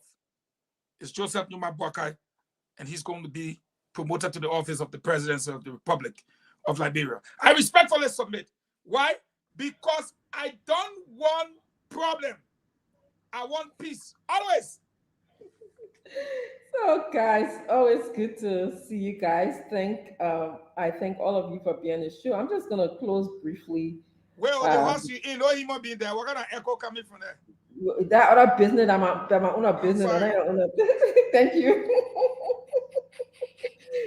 So anyway, I'm hearing a theme, Fadiga, and with all due respect, Fadiga, I really appreciate you. I like that. I like people who take a stand, and you have taken a stand, although our own brother Remy Gray and your good friend says that he's waiting for the day where you come back to him and cry on him, and he's going to be welcoming you at any point in this journey. Okay. But we talk about experience. Something Mr. Cummings said about experience today. It's not about how many years you have served in the government. Okay. It's about the experience and what did you do while you were in government. That's what we need to be asking ourselves and our own hard country, all the people in our country. Those are the hard questions that we have to ask ourselves. What did you do when you're in government? You have all these experience, years, 42 years, 12 years. What did you do? Mr. Cummings says, my experience, I'm reading from his speech, is one of leadership. Not just any kind of experience and not just any kind of leadership, but in leadership of fixing things, okay?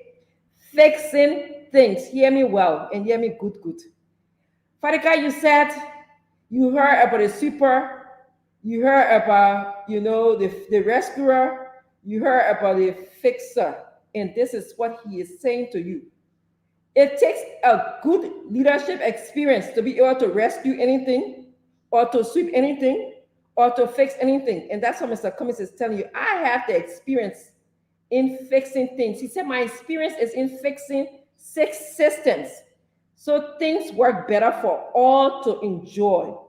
When we compare the experience of someone who's been in a business setting compared to someone who just been in a setting where maybe you are preferred, you didn't go through any competitive process, and you stay there, when we ask you to tell what did you do again while you were in that asking for an opportunity. Say that again. I think he asking for an opportunity since he has not been given one. He asking for one. No, that's not what he said. He said my No, experience. That's what Mr. Boyka is doing. He asking for an opportunity now to do what?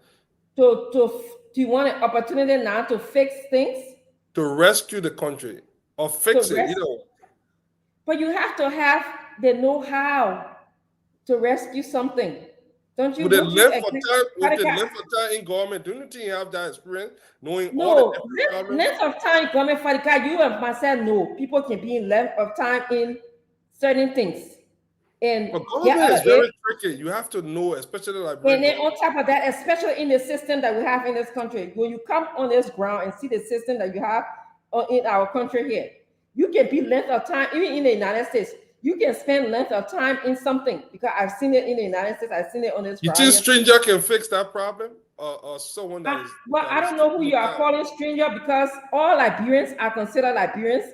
I don't call anybody a stranger, because stranger is a little bit too divisive for me. You see that? So maybe stranger. But soon you talk about stranger, they both talk about colors, and you get there. Yeah. So anyway, he said I have no government. He said I have no government experience in trying to benefit from corrupt and broken down system. People who government experience shouldn't be about being in a corrupt and broken down system. You should be in a system that will be in the best interest of Liberians. And that's what he said. He said, that the kind of system you want me to be a part of, I don't want anything to do with it. And I think all of us on this planet, on this panel here, including you, Ms. Macron, you agree that you don't want to be a part of that. Why you're fighting everything, you're fighting against George Weah government, because we don't want to be a part of a government that is corrupt, right? And he says, my experience is one of leadership in standing for principles and the values of hard work. When the American people give us money, we should take the money and spend it the way that we should be spending for its intended purposes. We shouldn't be doing tricky things. Let me be a... He said my experience is James, I'm telling you, my experience is one of leadership. He knows how I feel about that. My experience is one of like everyone else. I think I still don't do that. It's gonna. Okay, let's go. I see I tired already. Huh? I'm asking for. They don't want you to play the video. So I don't have time for the kind of game tonight. I'm tired. You know, I've been flying. I'm tired. I mean, I got time for the kind of game today. I don't want peace. I want problems always.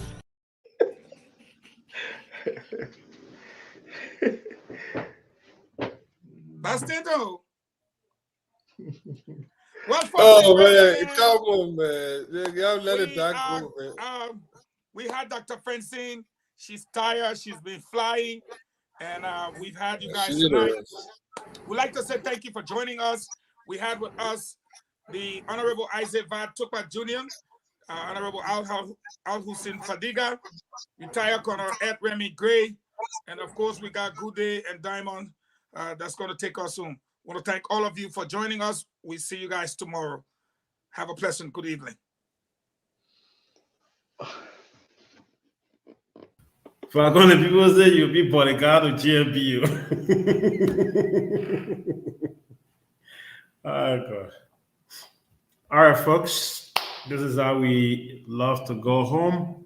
See you tomorrow, same time and same station. We're going to be here tomorrow at 8 p.m. The team will be here to continue. Until we meet, my name is James Samuel Goode Flomo, and I want to say thank you.